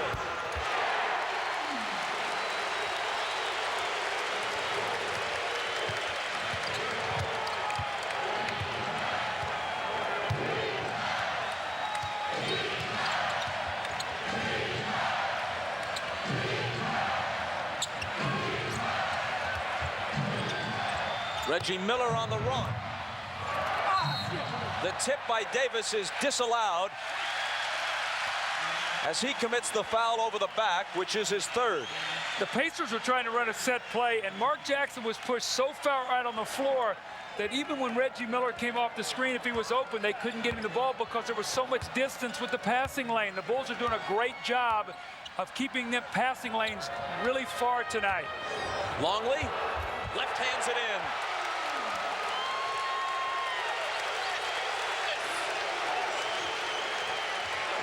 You know, Doug, Mark Jackson made the cardinal sin when he picked up his dribble. As a point guard, you can't pick up your dribble in the middle of the floor. You see him right here maintaining his dribble there so he can make a play. Jackson driving on Kukoč. Mark Jackson can't hit, but Davis, who's stuck with it, can.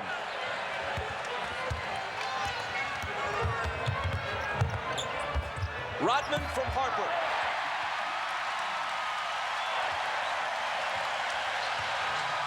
Dennis's first basket. Bulls led by 25 at the half, 26 now. You know, Dale Davis just picked up an offensive foul right there. And he's hitting everybody who gets in his way. You see him moving on the screen right here. He's just trying to lay some wood. Put his elbow right there on Jordan, and then he's going to move and get him again. The time before that down court, he ran into Ron Harper, and you see him right here. He's picking up another foul. It's going to be a technical foul on him.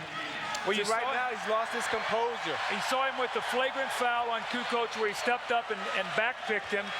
And then the moving screen, and now the technical foul. So the Pacers now are starting to come unglued. And Ron Harper alerted Steve Javie, the official. He told him, hey, watch Dale Davis. Watch Dale Davis. In the last 2 plays, he's picked up 2 offensive fouls. Dale Davis perhaps a bit overzealous in heeding Larry Bird's plea for somebody to lay a body on someone. Here's Ahmad. All right, Bob, just before Dale Davis's first foul, the referee, Bob Delaney, warned him and told him to cut it out. Told him a couple of times to cut it out, and I think that led to the next foul and the technical. Bob? Thanks, Ahmad. After Michael hits the tee, Bulls put it in play. Harper, off balance, wild shot, nowhere near.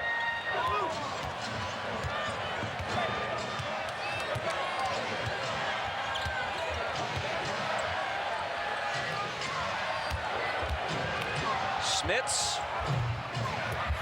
Mullin trying to follow. Harper shoves it back in his face. Here's a 3-on-1 break. Kukoč behind. Hello.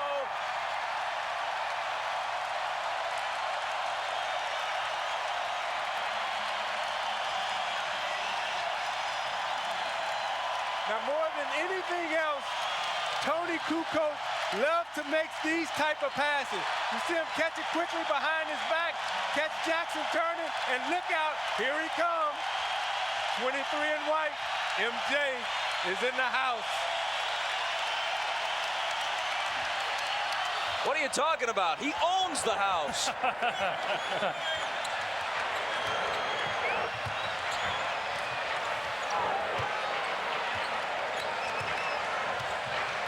Kukoč on Jackson, who delivers it to Miller. Reggie to the bucket.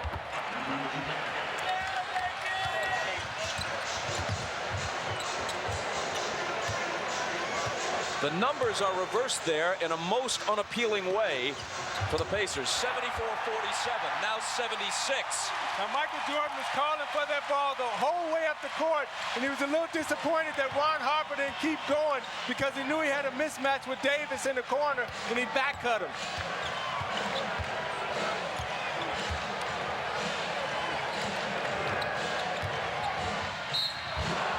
Rodman may have fouled Jackson, and he did. Now you watch Jordan running really hard, and he said, come on, Ron, don't stop on me now. So he takes Davis out to the corner. I'm going to lure you to sleep, or I'm not thinking about doing anything. As the ball goes in the post, boop, I'm gone. Bam, there it is again. You know, it appears that the Bulls are really making a conscious effort to really run tonight against the Pacers so they can't get their half-court defense set. That's really been a key for them tonight, is how often they have got fast break opportunities, and if not that, early offense.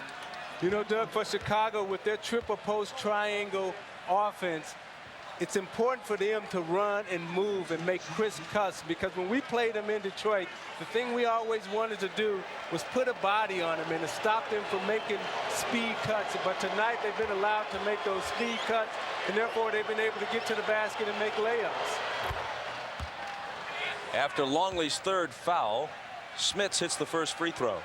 Saturday, an NBC theatrical event starring Michael Keaton and Gina Davis for the first time on network television. Speechless at 8 Eastern, 7 Central, Saturday on NBC.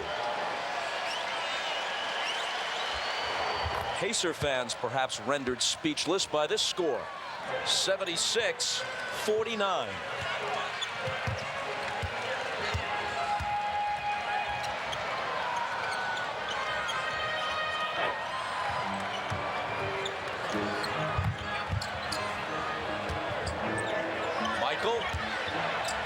Turnaround off the glass. When Michael's put a little X on the floor on that same spot, that's where he started the game. And it's like, I want to get to that spot tonight because when I get there, I can do whatever I want to do. Yes, he's too strong down low. You see he's getting so deep in there that when he turns around, that's just a 3-foot bank shot for him. And he has 24.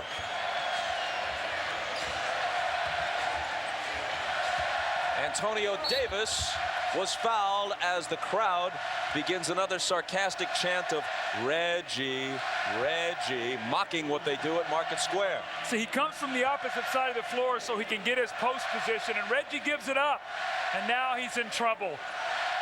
The little spinning jump shot off the glass. No resistance for Michael Jordan tonight.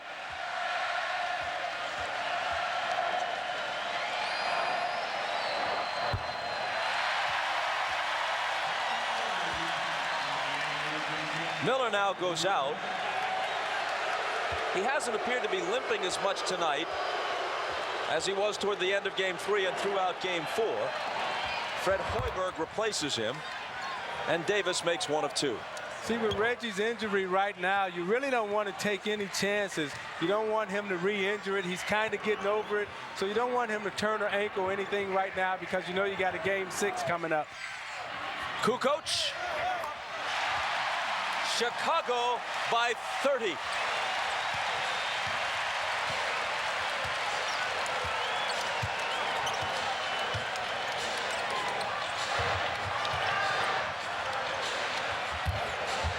Antonio Davis misses the turnaround. Smits gives it back to him. Against 3 defenders, he muscles it up, and there's a foul. As we head for a commercial, let's take another look at Kukoč and Michael on the break. Harper gets it out. Tony knows what to do with it. Jackson's in the wrong place, and Michael slams it down on him. Worth another look. In fact, it's worth 3 looks. It's Chicago by 30, and you're watching the NBA on NBC. 2 minutes and 33 seconds remaining in the third quarter, and a 25-point halftime lead has grown to 30. Well, you can see the big 3 of the Chicago Bulls. The big 3 scorers are dominating tonight. 26 more than their counterparts from Indiana, Miller, Mullin, and Smits. And the Bulls have dominated from the opening tip-off. They have not looked back. You see the look on Reggie Miller's face, and they have to hope that going to be going home to Market Square Arena is going to rejuvenate them, because right now the Chicago Bulls are doing whatever they want to do on the floor. Antonio Davis hits 2 free throws. Longley out to Harper. Hoiberg trying to guard Michael. And the Bulls lose it. Rodman, as we told you, arrived just more than an hour prior to the game, but from his perspective, he was on time and everybody else was early.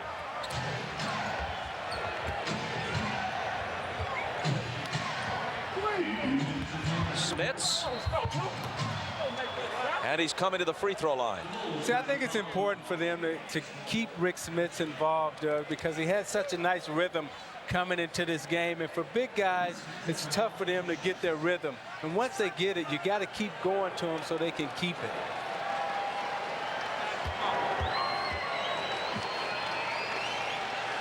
The foul trouble for Longley is of little concern considering the score.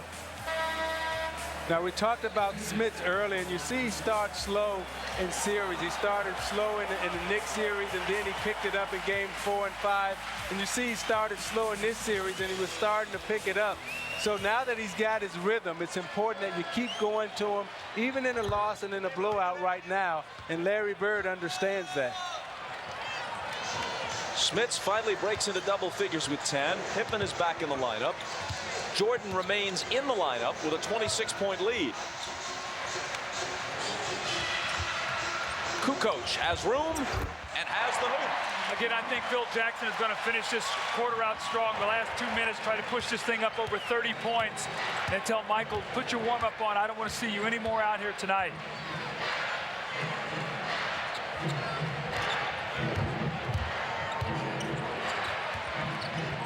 Smits has it poked away from behind by Michael. Kukoč is in the middle of a 3-on-2. And the Pacers break it up. Remember, when we talk about rest, if this thing should go the full 7, they will have played every other day for a week, beginning with Game 3 this past Saturday.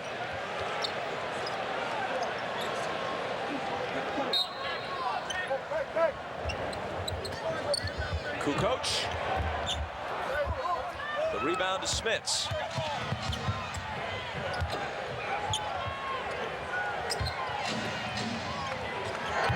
McKee. And Smits finally getting some points in this third quarter, but much too late. That's some of the offense, Bob, that we saw in Market Square, where there would be penetration and Smits would slide out on that baseline, so when the big man helped, they could find him and he could make that little open jump shot. Scottie flips it out to Kukoč. Rodman to Michael, an open 3, and he has 27. See, that's the beauty of the triangle. Once they get you down, then their tempo controls the game. They spread you out on the floor, they keep the spacing. You make mistakes because you overexert yourself defensively, and they start picking you apart. And now they take it away again. Here's Michael to Kukoč, and the lead is 31. Indiana is saying, what in the world has hit us tonight? 87 to 56. And they come to their feet at the United Center in complete appreciation of the performance put on by the Bulls tonight. Pippen swats it right back at Jackson's face. Michael from half court. The way things have gone tonight, it wouldn't have been that surprising had he made it.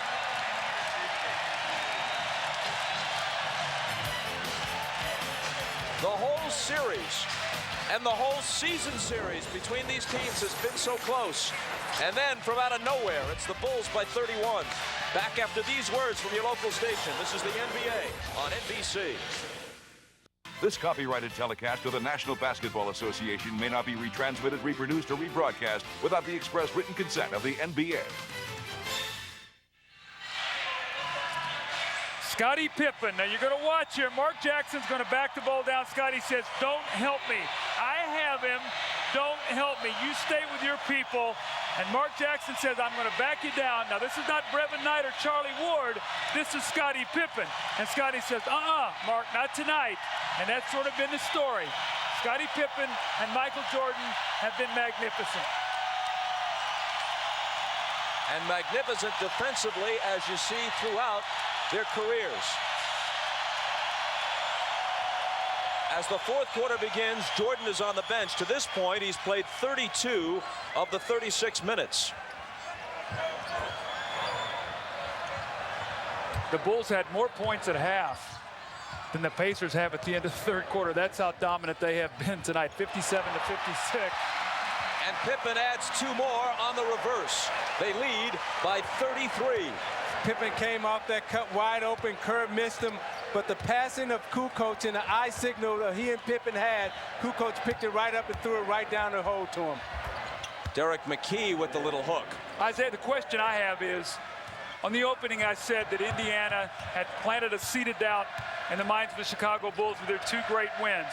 With that said, the Bulls have come out tonight and made a tremendous statement.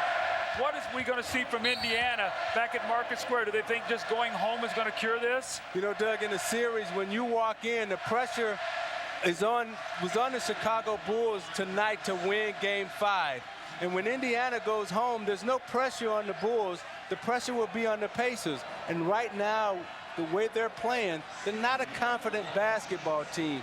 As Larry Bird worried about, and Jim Gray told us earlier, he worried that if the Pacers really believed that they could beat Chicago. I'll tell you one thing, it'll be loud at the start of that game on Friday night at Market Square.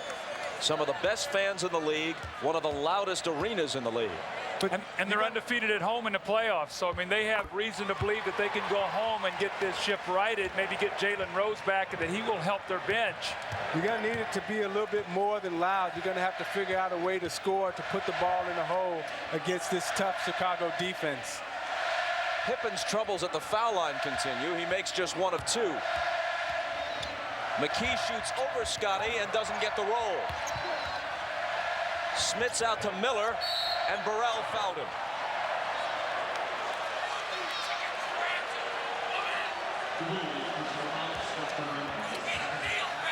You know, Bob, we also talked about, was it a trend? Was it a fact that the Bulls were so dominant at home in games 1 and 2, and then in games 3 and 4, it was Reggie Miller and the Pacers that dictated the game and won both by 2 points. Now we see that the home court once again dominant by Chicago. Will this be one of those series that comes down to 7 games with the home court being the difference? But you know what, Doug? It was a different kind of dominance. You know, in game 1 and 2, Indiana actually had a chance to win those games. In 3 and 4, Chicago had a chance to win the games in Indiana. But when you look at tonight's game, I mean, Chicago has totally come out and humiliated and embarrassed Indiana. I mean, this has been no contest. Reggie got poked in the eye. They called a 20 to give him a chance to gather himself, and Michael continues to watch from the Bulls bench. I think as he goes up for the shot right here, you see Scott Burrell comes up over the top and gets him, but right before he went over the top, his hand grazed Reggie Miller right in the eye.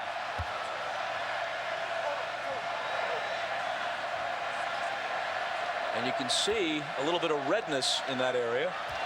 Miller has 13 points tonight.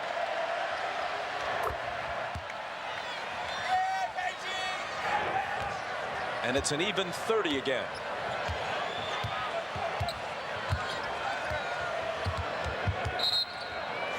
A whistle. And an Indiana foul. You know, you may ask, why does Indiana still have some of its starters out on the floor? I remember Chuck Daly, when we were losing to Boston, he would keep the starters out on the floor just so we can feel the pain and feel how bad it was to get out there and get embarrassed and lose.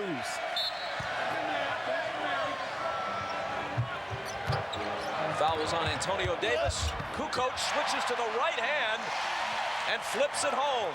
Now, Isaiah, you said at halftime he was a beautiful man. You feel that way even though he put that pain on you and made you stay out on the floor in these kind of games? Well, it made us grow up. It made us learn. You know, it made us mature into champions. Antonio Davis stuffed it, and Pippen arrived late and fouled him. How many times did you have to endure it before you got the message? Well, we had to endure that type of pain that Larry Bird and the Celtics was putting on us for years. And what Indiana has yet to figure out is, you know, they've been to the Eastern Conference Finals a couple of times, and when you look at Bird's mentality and what he's all about as a champion, he's concerned that these guys haven't learned. They can't figure out how to stay away from that pain, so he's making them go through it now again. Three-point play for Antonio Davis after the 5th foul on Pippen. 10 minutes remaining. And it's through Scottie's hands and out of bounds. Back to Chicago after this.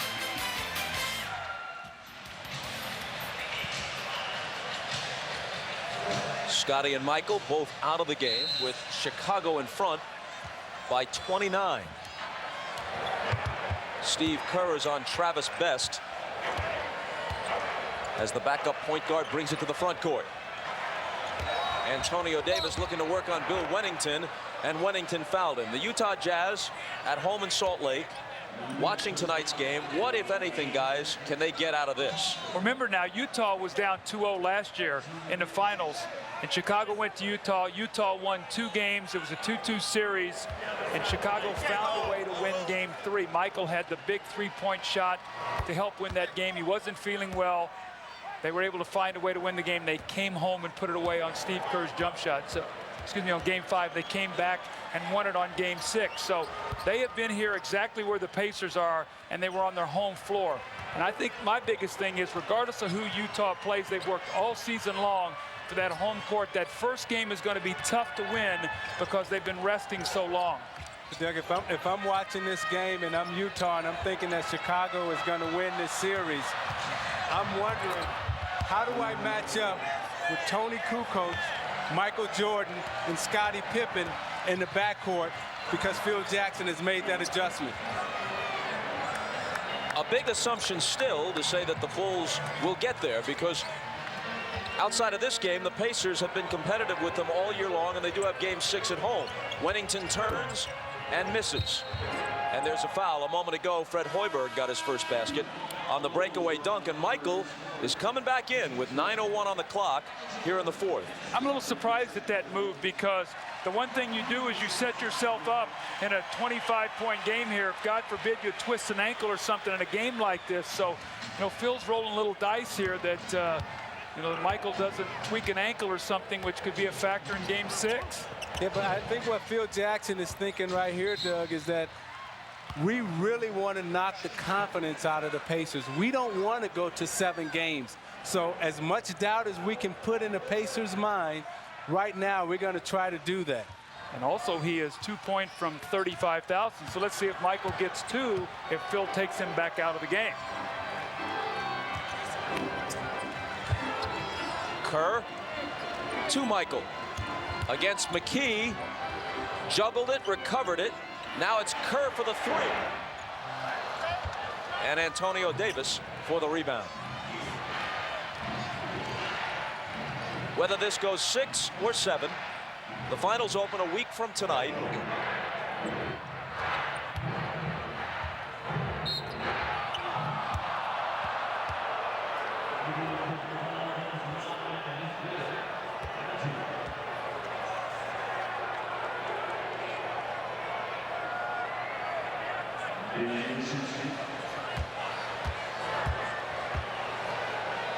Dale Davis, a sub 50% free throw shooter, stays true to form. One of the guys who's really struggled tonight has been Travis Best. He was so brilliant in games 3 and 4. Big plays in both games. Remember that drive that put the game within 1 before Reggie's heroics. Tonight he is 0 for 5 with no assists in 14 minutes. Michael starts his move, spins into a crowd, and gets fouled. He has not missed a game, talking about the possibility of an injury here. He has not missed a game since his return from baseball in 1995. You know, that's what makes Michael Jordan so great. The thing that knocked Larry Bird out in Boston was injuries, you know. An illness knocked Magic Johnson out. An injury knocked me out of the game. But Michael Jordan has been able to sustain his health and also sustain his mental concentration. And therefore, the Chicago Bulls are virtually almost unbeatable throughout this run. Rodman leaves. Wennington pops a jumper, gets his own rebound, and thunders to the hoop. Well, Isaiah, also, you know, it takes some luck to stay away from injury. Michael had the freak injury where he broke the foot. But I will tell you this guy is the most relentless worker to keep his strength and conditioning up. He, Scottie, and Ron Harper work consistently so that they can help stay away from injury. So, yes, you have to be a little lucky, but he has put the work in. The Derek McKee basket makes it a 24-point Chicago lead. Here is Michael. Throwing one up on the run, and it's another thing of beauty. 35,000 career points, regular and postseason combined. 35,000 exactly. 29 of them tonight.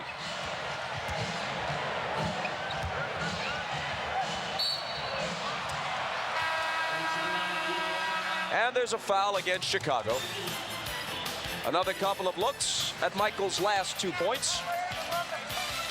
6:54 to play in the game. Chicago by 26. Now you watch this Jordan to square McKee up, and he break him down and takes him left and then cuts him off. Flips it high off the glass. And you're watching the NBA on NBC. And how you going to stop that?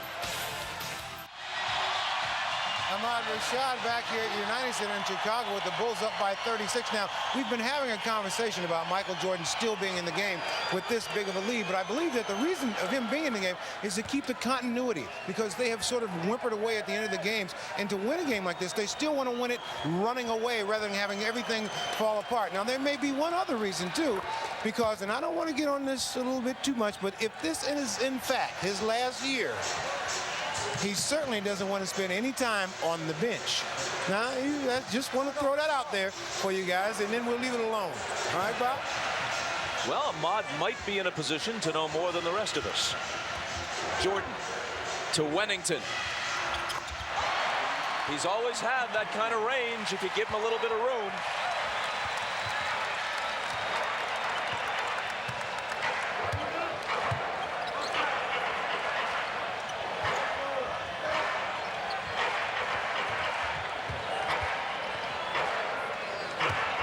Kerr is on Travis Best. Clock winding down towards 6 minutes to play in the fourth. Hoiberg had to arc it high and missed it. Michael skies for the rebound, and you hold your breath if you're Chicago when he goes down on a play like that. With a 27-point lead. Yeah, and I think that Phil Jackson was holding his breath. Scott Burrell's coming in. Let's see if he gets Michael out of the game. If so, Michael's looking for a last touch here. Working hard without the ball. Wennington, though, will shoot it. Mullin takes it away from Simpkins. Jordan has 29, Pippen 20, and Kukoč 19. Miller leads Indiana's feeble attack tonight with 14.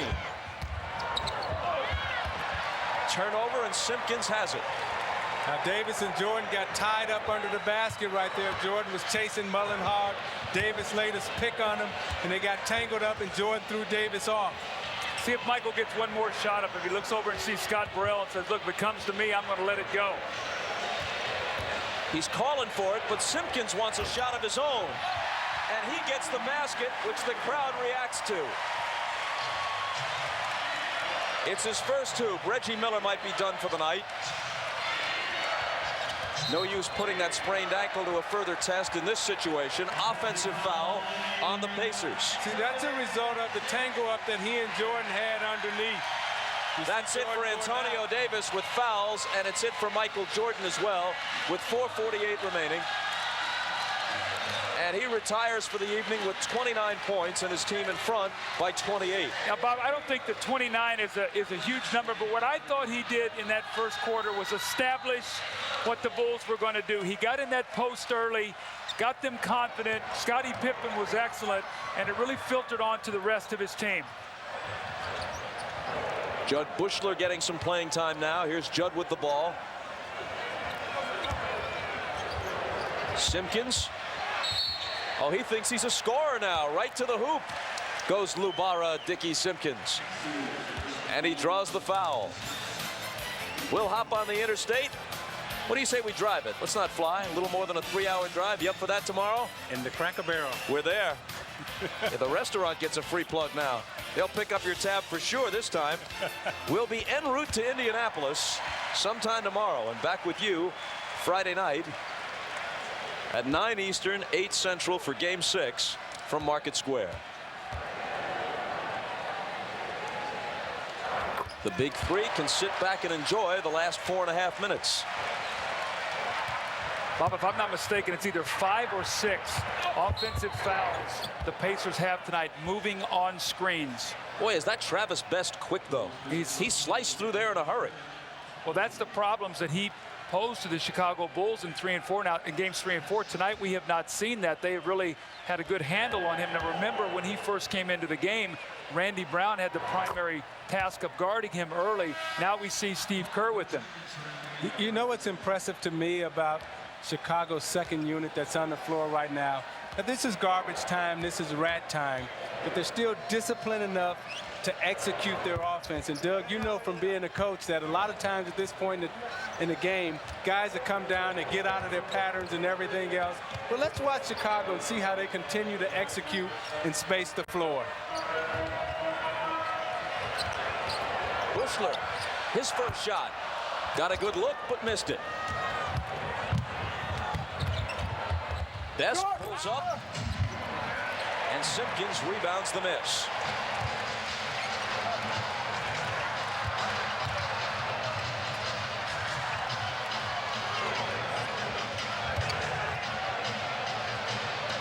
Scott Burrell in for Michael. And there's a foul on the play. It's on Wennington. He set the moving pick. That time he caught the ball, and as he tried to pivot, he knocked off Fred Hoiberg. Hope Lou Carnesecca is watching the game. 3 of his St. John's boys involved. Mark Jackson, Chris Mullin, and Bill Wennington on that team, along with Walter Berry, that went to the Final Four in the mid-'80s. Well, and Bill Wennington almost signed with the Pacers in the offseason, as we see Fred Hoiberg with the dunk, but Wennington was very close to going to the Pacers. They were going to give him a 2-year contract. The Bulls gave him 1. He decided to come back for another championship run, but he was going to be reunited once again with Chris Mullin and Mark Jackson. Simpkins lost the dribble, but it bounces to Wennington, who cans the jumper. He's got 8 off the Chicago bench.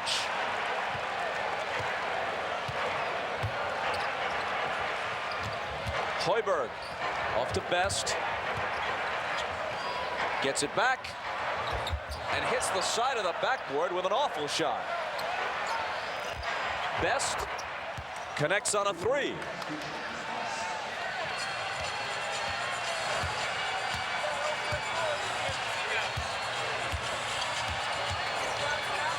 Chicago by 25, which was their lead at the half. Simpkins. And at 5'11", Best has the rebound. Takes off to the other end, and there's contact and a foul on Chicago. With 2:25 left. Back to Chicago after this. Welcome back to Chicago. I'm Jim Gray. Well, you might be wondering how the Utah Jazz are preparing for the finals. Well, talked to Jerry Sloan after they beat the Lakers, and he told me he was just going to send a local scout, Bob Sullivan, here to the game tonight to scout these 2 teams. Said he wasn't going to send any of his staff because he really didn't want to waste any of the money. Said he really hadn't been watching much of this series because he was busy with his. Said he didn't know how much he would watch after they won. He said, we'll know what we need to know when we need to know, because when we finally find out who we play, then we'll have all the information we need. Bob? Boy, that's Jerry Sloan for you. None of this high-tech stuff. None of these extra tapes and computer printouts. Hey, we'll know what we need to know. They did in the regular season against Chicago. They beat them both times they played them. They split 2 with the Pacers.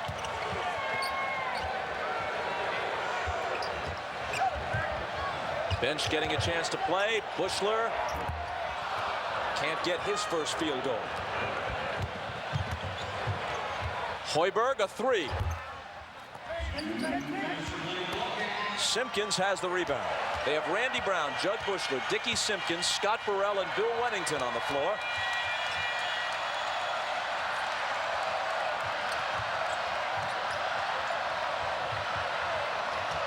Simpkins, 5 seconds to shoot. Wennington tried to and was fouled by Mark West, who's making his first appearance of the series. He's the only present Pacer who has ever been to the NBA Finals. He was Phoenix's center, at least one of them, in '93 when they played the Bulls in the championship round. I coached Mark West for a year in Detroit. He was one of my favorite players. He's the ultimate pro. He was great with young guys. He came to work every day. And unfortunately for us, we played the Orlando Magic in the first round of the playoffs that year, and he had to go against Shaquille O'Neal. But this guy is the ultimate professional. I have the great respect for him. Now in his 15th year out of Old Dominion. Not only is he a professional, but he's also very intelligent. In the summer, he's a broker. That would be a stockbroker? Yes. Yeah. Because there's lots of things you could broker. That is true, Bob. West. Hey, how about that? Chance for a 3-point play. A stockbroker and a hook shot artist, too. But a poor free throw shooter. This is one guy you don't want at the free throw line in crunch time. You know, most stockbrokers that I've encountered in games at the YMCA are very poor free throw shooters. And West misses that one.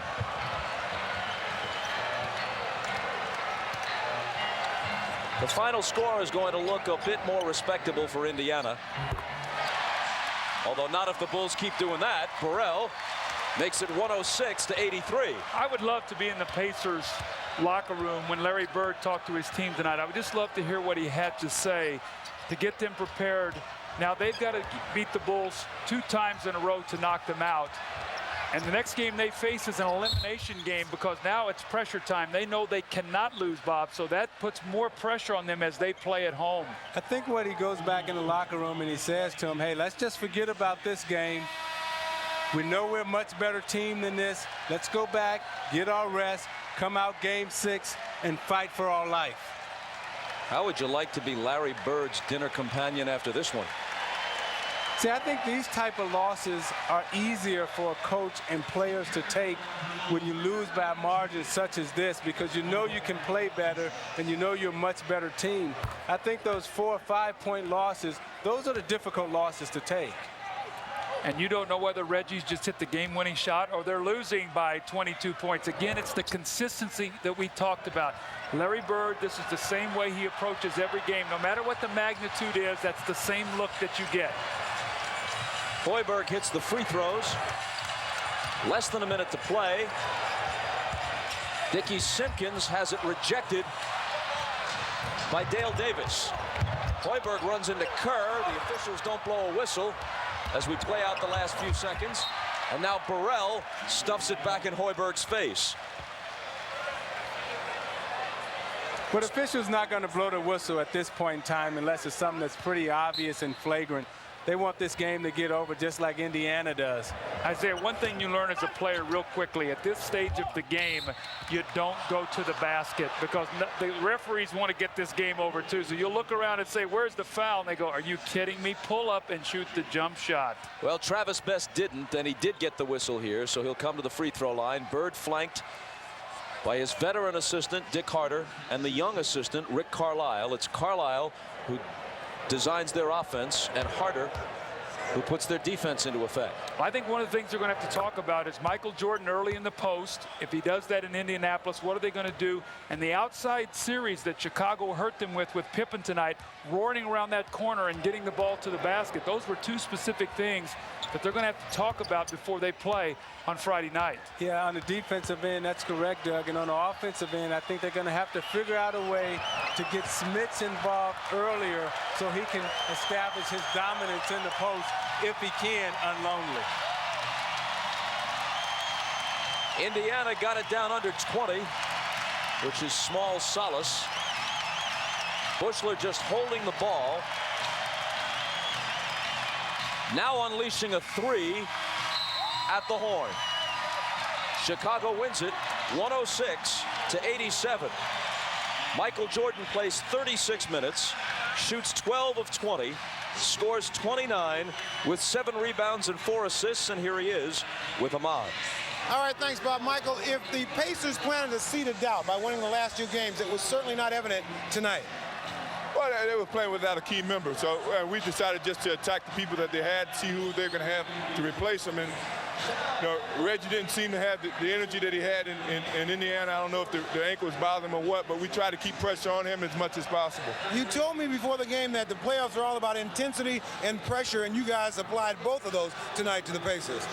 Yeah, you know, I was saying it earlier, we haven't been put in this position in a long time, and this is good for us, I think, to learn how to focus and to go out and do our jobs when we have to do it. And, you know, we'd like to go ahead and take care of business early, but, you know, we've had problems early, and, you know, our backs are to the wall. We had to come back here and win a game, and now we got to go back to Indianapolis and win a game. Tonight, it seemed like all of you guys were focused, and obviously the plan was just to attack the Pacers. Well, it's very obvious that we were focused. I mean, you can see our all-around play. You know, everybody came out and contributed, and, you know, when we play our best basketball, that's when that's when everybody's contributing. And, you know, tonight was a good example of that. All right, Michael, congratulations on a good game. We'll see you on Friday. All right, back to you, Bob.